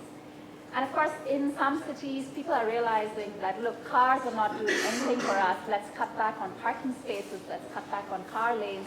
Let's open up spaces for people. But clearly, our more enlightened governments have not come to this realization as yet. So think of land rights as an urban issue as well, and one that affects us every day. And that's it. Thank you so much. I'm afraid at this point I will move down the line since we started at the end. Moving time, so Me, right? Okay. I just start with we give you the picture of the land inequality in Thailand first, because after he give you guys the picture about the inequality of agricultural land, which may be somewhat different picture from the whole country land inequality. That's from my research. That many years ago, but I cannot get the new set of data, so we still stick with the old set of data many years ago. From the land that private sector can occupy, as under the land department, we have allowed 40% in Thailand, which private sector can occupy those pieces of land. And from my research, I can get the data, which is in the form of land title from 95 million rights. Okay, 95 million rights from around 130 million rights under land department, which we have 15.9 million people who occupy this 95 million rights of land in Thailand. And I calculate Gini coefficients as well, but my Gini coefficient go up high to 0.89, which is very, very high. But from agricultural land, it's allowed 0.449 or 0.5, something like that. But from my calculation, I try to see that one person, how much land that one person occupy. And then start from that, and I calculate their Gini coefficient to see how inequality it is for land holding in Thailand. But actually, as Ajahn Pivat said before, that if we look at just the land ownership alone, it may not explain the whole picture, right? So the price of land actually is significant. From my research, actually, I intend to include the value or the price of land in the research as well. But the problem is I cannot match the price and that piece of land because the data in Thailand is not available that way. So finally, I just throw the whole thing away. I already calculate the value of land, and then it's just not really represent. So I didn't show that figure in my research. But actually, it's very important because the area that if the government like invest in their infrastructure projects, right, those area or those provinces, the rent price will increase by a lot. Okay? But from the data, the reason for normally the government will appraise the price like every 4 years, right? And the data show that each year the price increase on average is like 7%, which is not a lot, 7%. But look at some area that if you have BTS pass that piece of land, the price will like sky up so much, like maybe more than double. Right? So those pieces of land, like a lot of people will want it for either for investment, for build condominium, for sale, or for like speculation. So the price of land or the value of land, if we can calculate the value of land of each person and calculate the Gini coefficient, the figure will change, right? And we will see the different picture than the land holding. But unfortunately, cannot do that yet. Yeah, but from only just the size of land that I calculate, I found out that if you try to divide the owner into 10 groups, right, by their size, and the top 10% hold more land than the lowest 10% is like 855 times, right, between the top 10% and the lowest 10%. Okay. So, but if you divide into quintile, the top 20% hold land more than the lowest 20%, like 326 times. So there's so much difference. Right? But anyway, for this figure, it's just the amount of land, which the people who hold a lot of land may not be the one who have the most value of land. So it doesn't really reflect the wealth of people yet. Okay. And as we know that the top one who hold land is like 631,000 rights. This is the top one who has the most land in Thailand. But I don't know who, don't ask me. Okay. You do? Okay, ask him. Yeah, but top 1% hold land like one-fourth of the total land which has the land title. Just only top 1%. Okay, so this is like, you will see that we have very inequality about land holding in Thailand. But most of the people, like 50% of the people, hold land less than 1 right.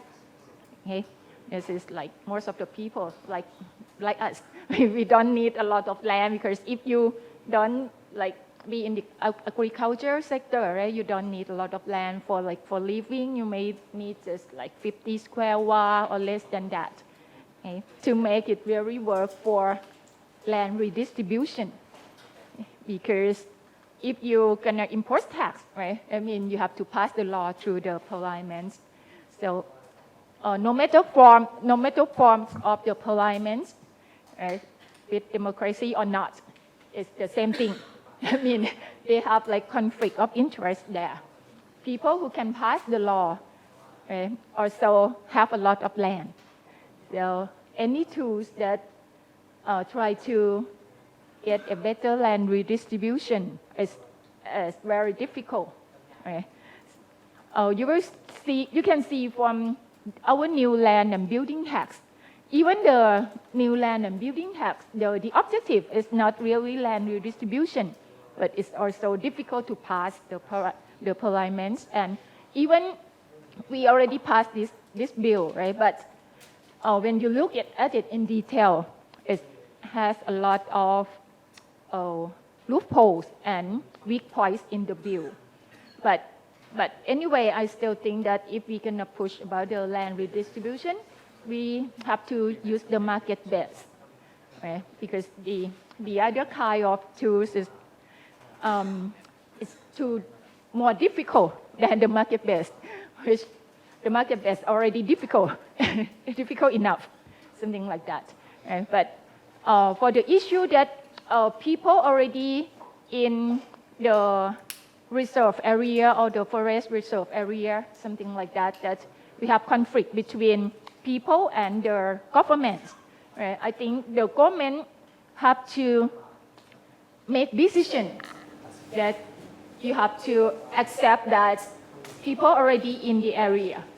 So you have to give the policy that you allow them to live in that area, and you cut the timeline that anyone after than that cannot get in anymore. If anyone after than that get in, you can like take them out right away, something like that. Because right now the issue is go on for many years, and no government really make decision, because I think partially because of the government office or the land agency who take care of those parcels.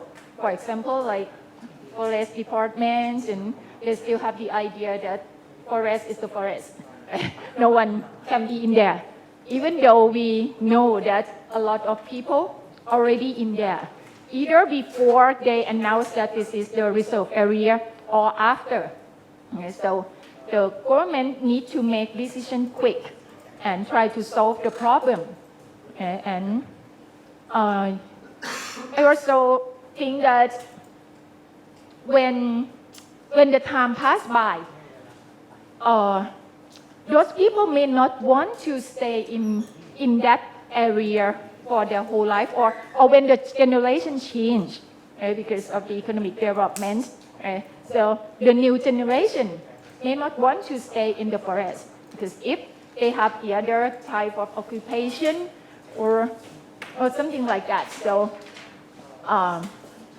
they will be able to preserve the forest area more if they think in the way that no one can be in the forest.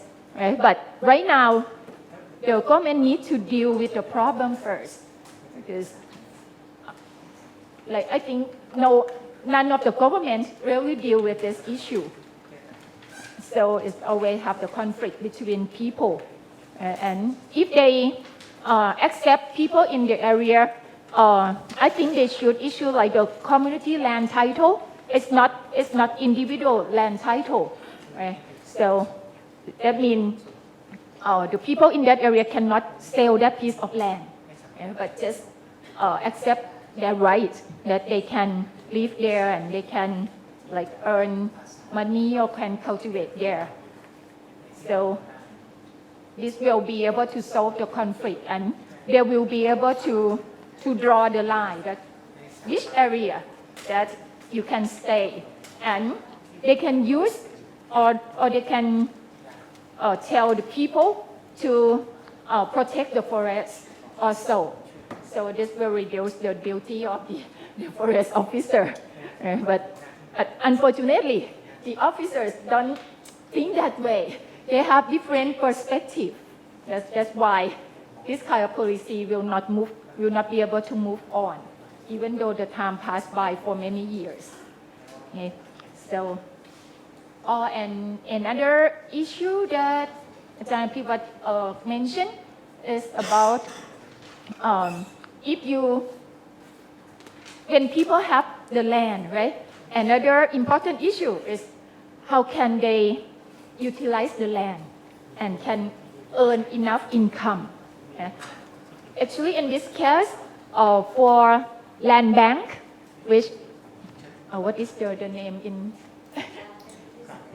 land something like that. Land Bank Administration Institute, right? They try to have some project that if the people can rent this piece of land or rent, and at the end they can buy something like that. But not just that, but they have to train those people or give them knowledge.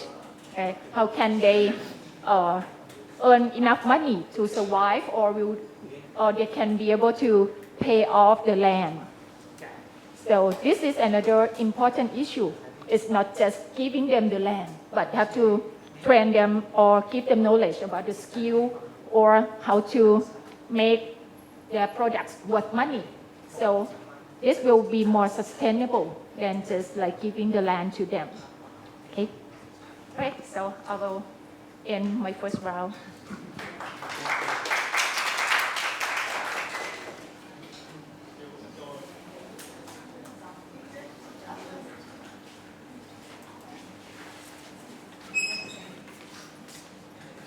I think that we don't have the government authority like this here. Yes. Okay. Okay. I can say anything, right? Okay. This will go on YouTube. Yes, this is my. This will be then put online. Okay. Yes, this is my perspective, no? From yes, land watch. Yeah. Yes. Yes. Yes. Land watch Thai are illegal NGO. Yes, because we not register, no. We just a small group. We have three, the 3 men. Yes, my bodyguard. Because the Insurgency are working on the land issue, right? Okay.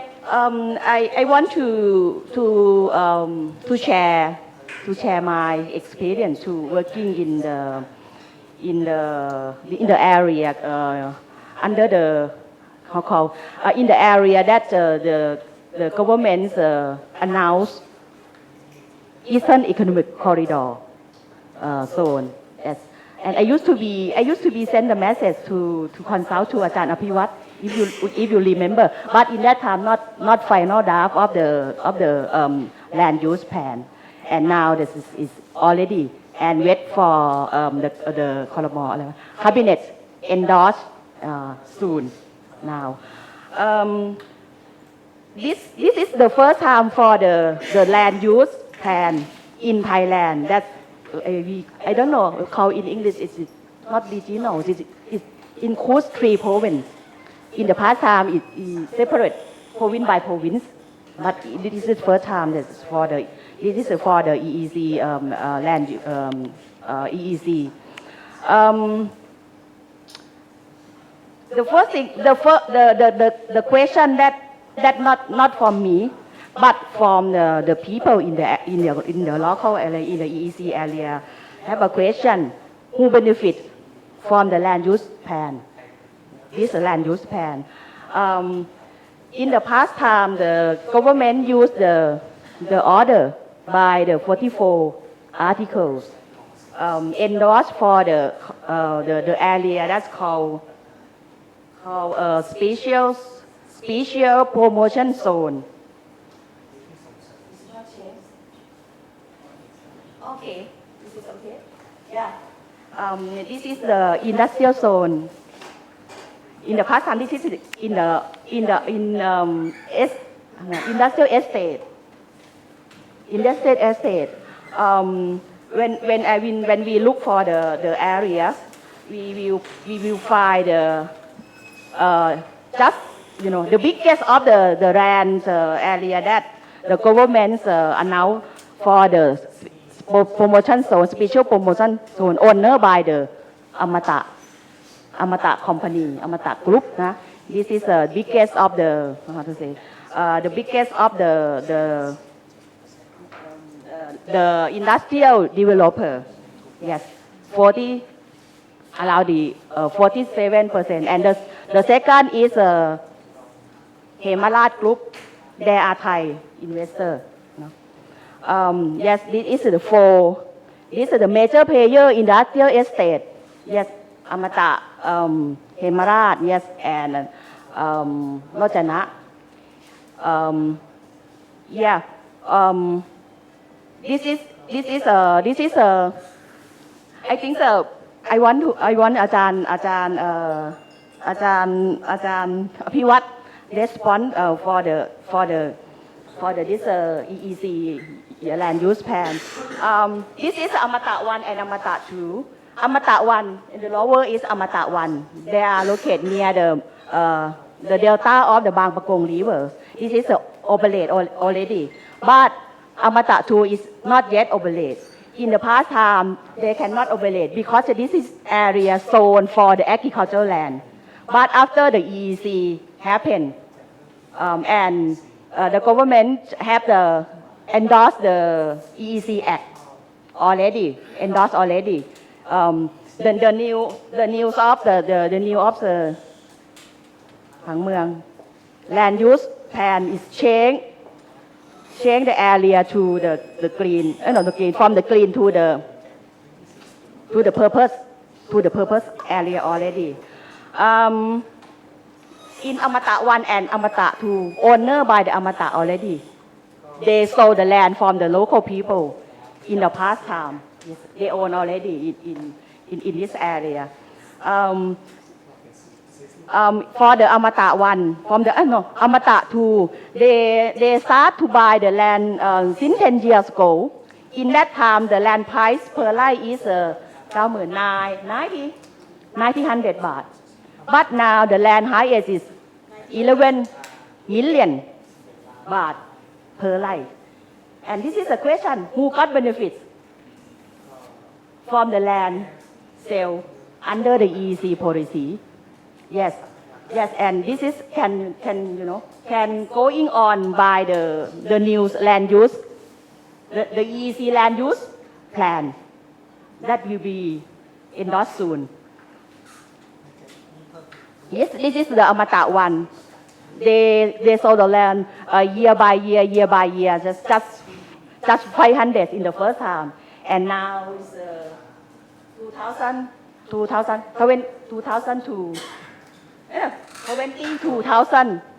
right now. This is the Amata 1.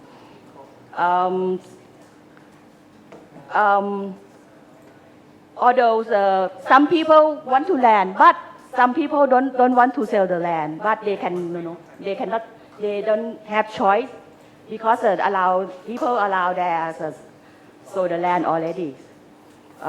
This is the challenge for the land use plan, who got benefit, and I think if the local people want to keep this land for the agricultural land, they can decision.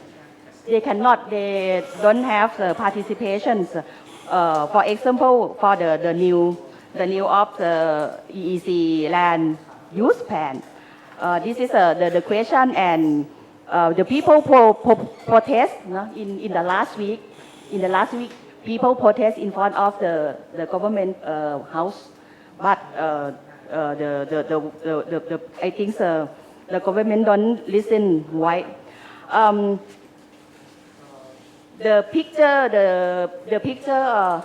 that I show you, that I just show you, that only 5 years, na Ajahn. But in 20 years ago, the land, industrial land will be increased to 60%. Now increase allow 3%, but in the future, allow 20 years will increase 60%. Yes. What happened in eastern of Thailand, I cannot imagine. And the people who lease the land, and the farmer who use the land, where is he in that time? Yeah, I think Ajahn Apivat, you can make clear or make shape than me about my perspectives about the unequality land use plan. No? Yes. I think, yes, thank you very much. Thank you so much. You may stay seated there. You have switched, you must stay there. I will move on to Ajahn Chusak. Actually, maybe I will, because you were already offered some reflections, I will ask first, if you don't mind, I have a question, directed question. Is that okay? Because I think now we also have collected some further cases or information from the expertise of our panel. I hope I can express this question in simple enough terms, and then actually something useful to discuss together. And it's an attempt to bring together different pieces of information during this seminar. on one level, it seems like some of the stories are the same things we've been hearing over many decades. In the sense that we've been hearing about when RCSD was set up, Chiang Mai University was involved in a call for forest rights 30 years ago. Now, if we hear about stories from AIPP today, it's similar issues coming up. If we hear about the story from Lee, where they are managing to set up their own company, yet there remains a sort of vulnerability there whilst they do not have land titles. So that's one side where we have there's a consistent line of campaigning issues for communities around the country in forests, also farmers. On the other side, we are at a very particular point in time, it feels to me, as we move out of the period of junta into a new government. And I think I mentioned earlier, just before this government takes form, all of this legislation was passed. This community forestry bill, which nobody wanted enacted, suddenly it's passed. So my question, now I get to my question is, what's going on at the moment? All this new legislation, all of this industrial work, what is the potential impact upon land inequality? Are we seeing a continuing struggle for rights? Are we seeing a shift in dynamics towards maybe more potentially foreign investment coming in, new dynamics coming in? So I'd like if the panel has any reflections on new dynamics at this point in time, potentially looking forward into this period with a new government. And I give that to Ajahn Chusak first. Is that okay for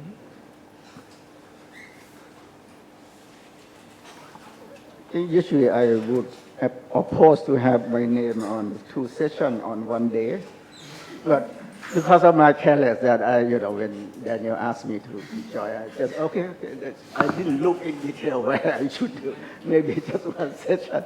I just found out a few days ago that I have to do two sessions, and it's too late to change that. In fact, I already offered some my thought already. So yes, as Daniel has should to do is just a kind of direct question to me in more specific way. First of all, I would like to dialogue with Ajahn Dwangmani. She just mentioned that, why don't we have a kind of land reform or something? In terms of, the term land reform, we have heard about it for quite some time, right? But Ajahn also mentioned about the role of the state. So I kind of take you back to maybe 20 or 30 years, where the concept of developmental state has been coined to describe the successful of East Asia in terms of economic development, like it's specifically South Korea and Taiwan. One key point that make them develop to the extent, in terms of economic growth is that this East Asian country has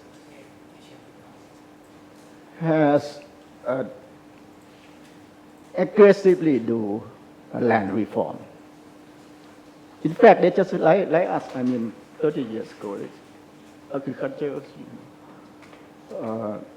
but they take very serious about land reform, which I think is kind of foundation of the society at that time, and that make them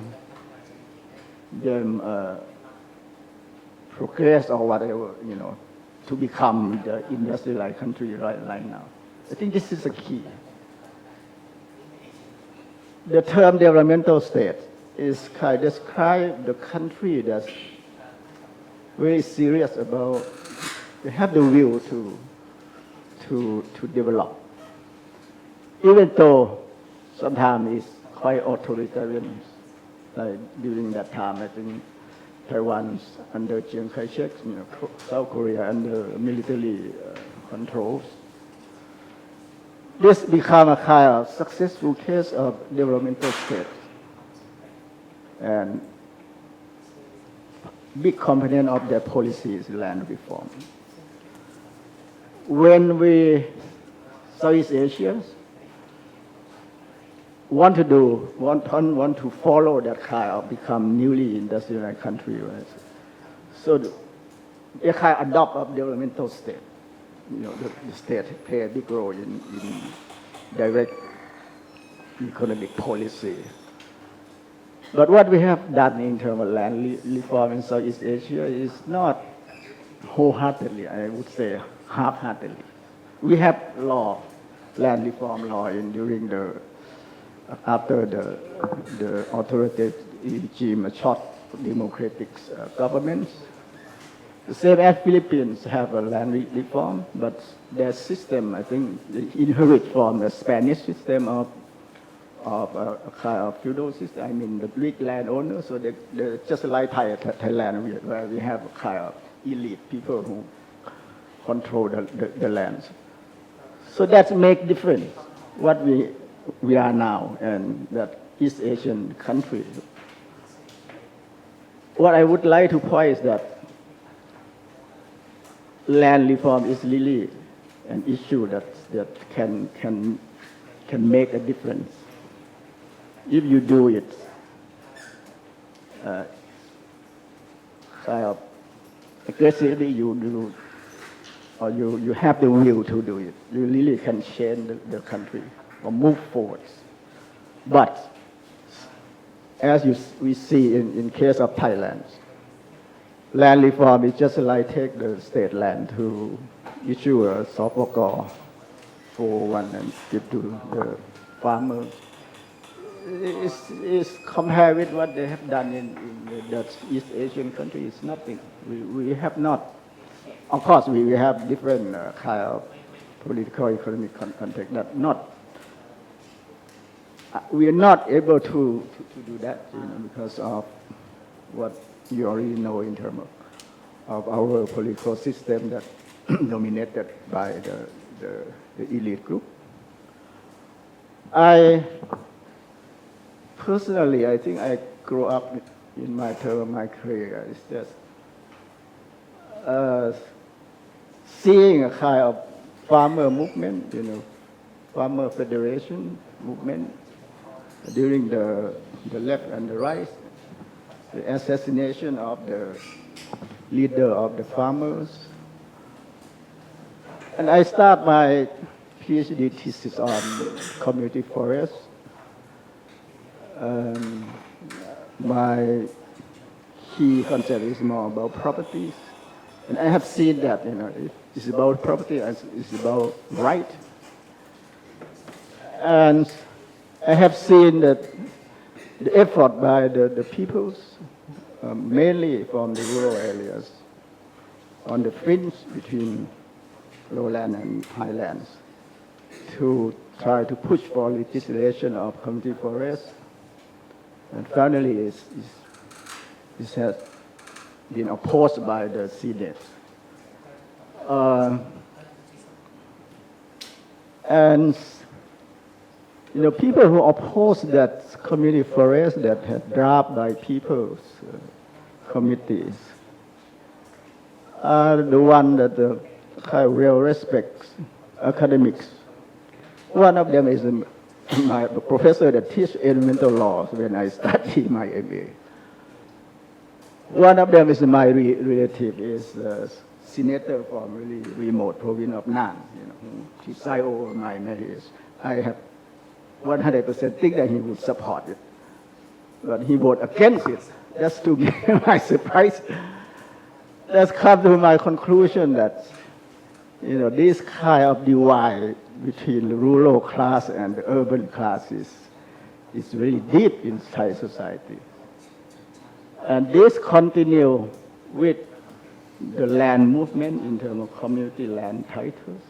You know, it's never been, I think, in the near future that Thailand would recognize community rights or land or forest. I come to my own conclusion that this is a class-based device, and it's go into every aspect of Thai society, politics, education, healthcare. I just have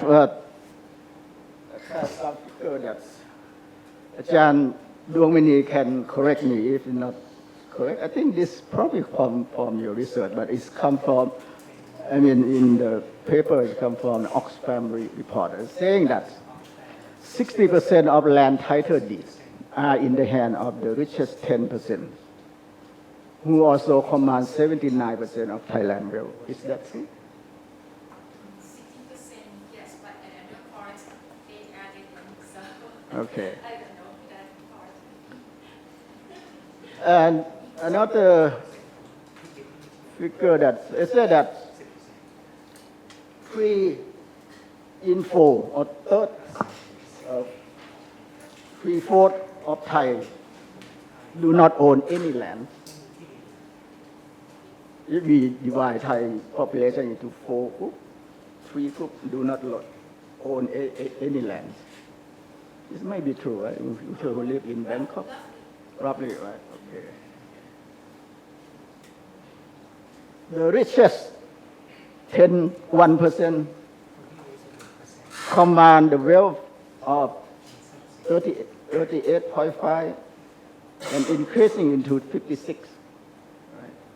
1% richest command 56 of the wealth of the nations. Right. Okay. So, in my view, I think this is really an annoying situation, really disturbing. You know, this is Thailand. You know, that's, the top 3 of the most inequality country in the world after Russia and India. I don't know, then later report is that we are even taken over from these 2 countries. Recently, I do a little research on community land titles.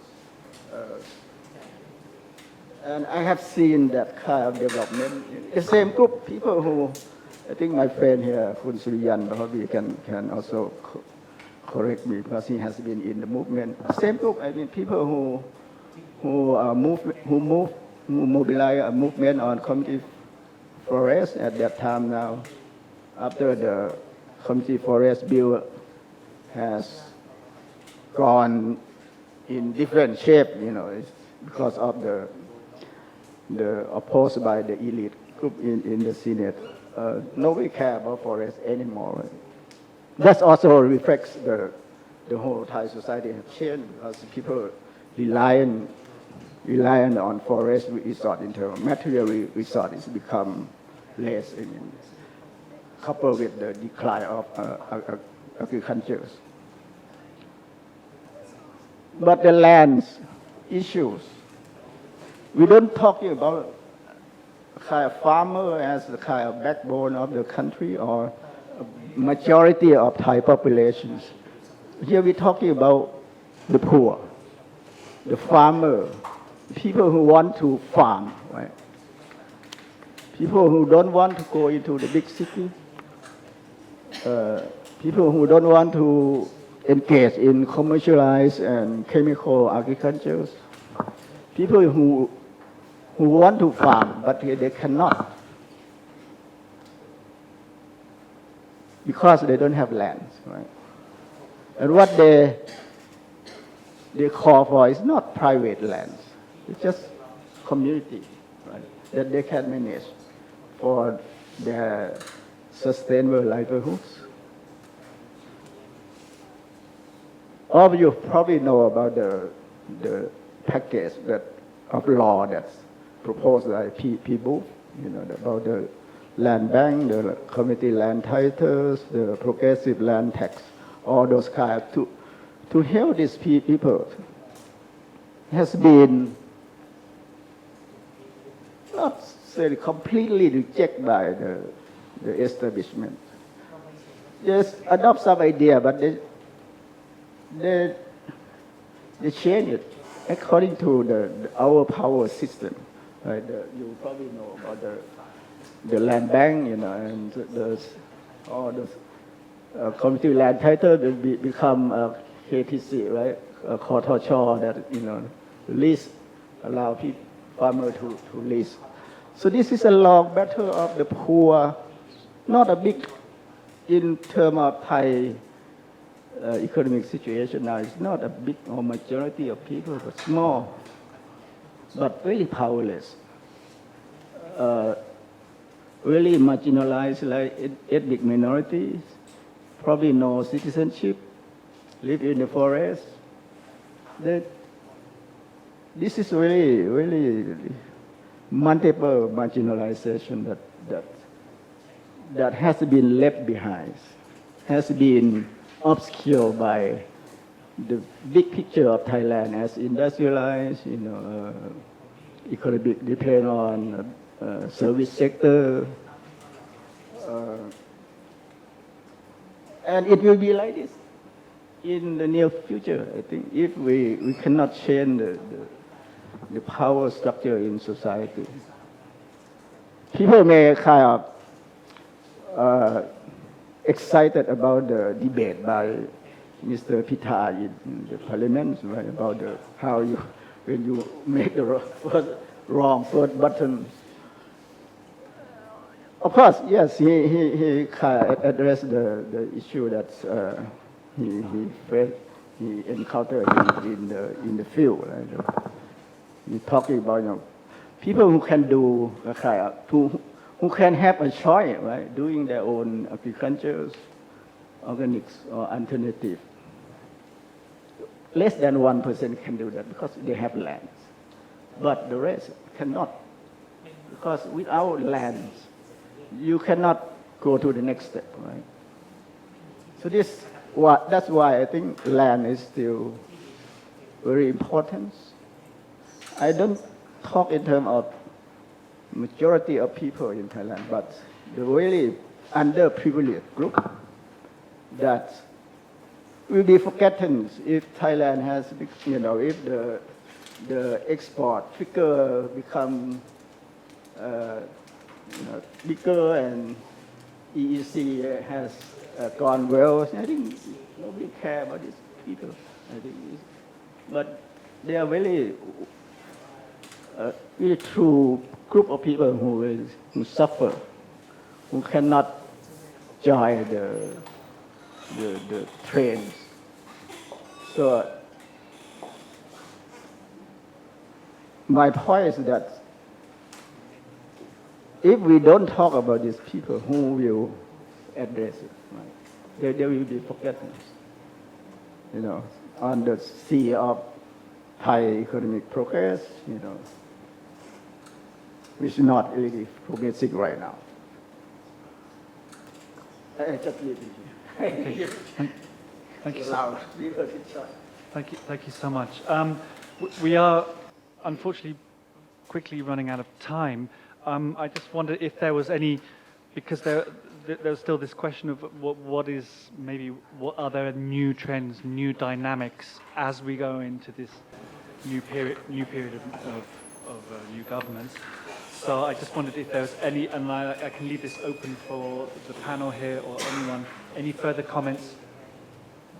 Are there new trends emerging? Something you mentioned about that law that just changed, like in terms of forest, like I think toward the end of the previous government, I think many of us may not notice that there is a change in forest law, national park law, wildlife conservation, forest land. There's some controversy, some support that that's better than nothing. But a lot of people say that they just increase the power to the authorities. there's a mixed reaction. I don't know who know in detail about this, but it changed really fast. Just right toward the end of the previous government, there's 4 laws, I think it's changed. One that I noticed that you can cut the tree that you grow in your land, right? Like if you grow, you plant fig tree, right? Before that you cannot, right? Now that's good thing, I think. That's one good thing that I just noticed. But I think other thing, I don't know. My conclusion is that in Thailand we have not do anything like wholeheartedly. We just do part of it, just a little bit, just like the land and building tax that Ajahn already do. You do a little things, but you will not do a kind of structural change.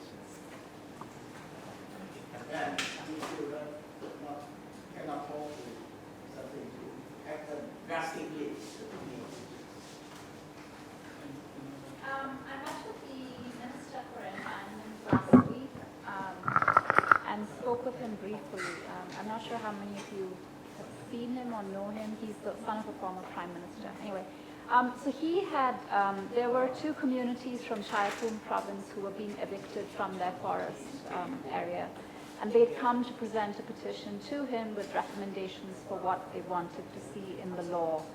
And, he listened to them, and then when I asked him later what the department is doing about the Parks Bill and the forest law, he said, I'm setting up a working group to look, a lot of this problem comes from conflicting claims on the land because there's so many maps. Like the forest department has a map, the army has a map, and the resources, whatever, has a map. So he said, we're looking to sync these maps and then look at their claims and then figure out if there is a valid claim. And if there is a valid claim, we will return the land to people with valid claims. Whether they will do that or not is anyone's guess, but he said they're setting up a working group to do that, to look into claims.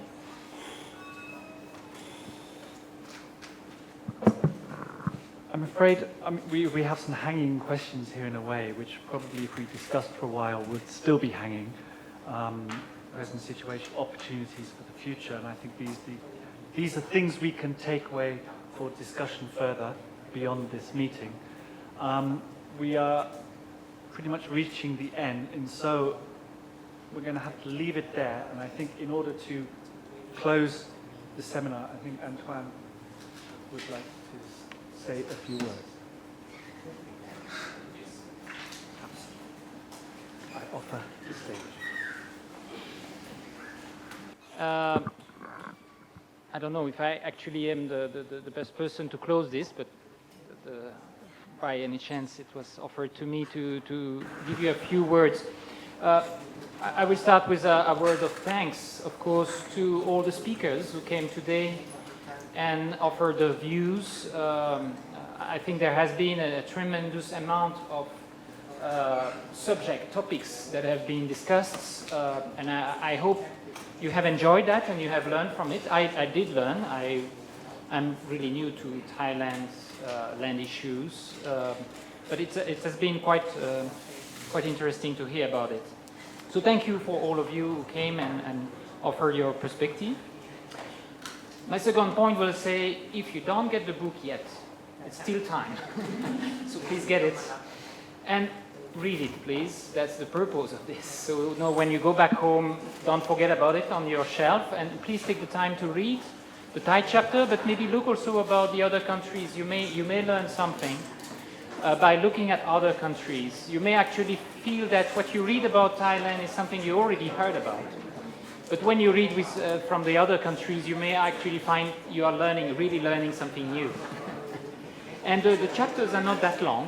They are all about 10 pages, so 10, 15 pages. It's actually not, the book is impressive, but the reading is not that long. And when you finish reading it, please share it as well. I think that's what we should all do with our books. And it's better for the environment as well, so please share the books to people interested. Maybe a few words about MRLG here. Just to say that this book is a part of a larger endeavor.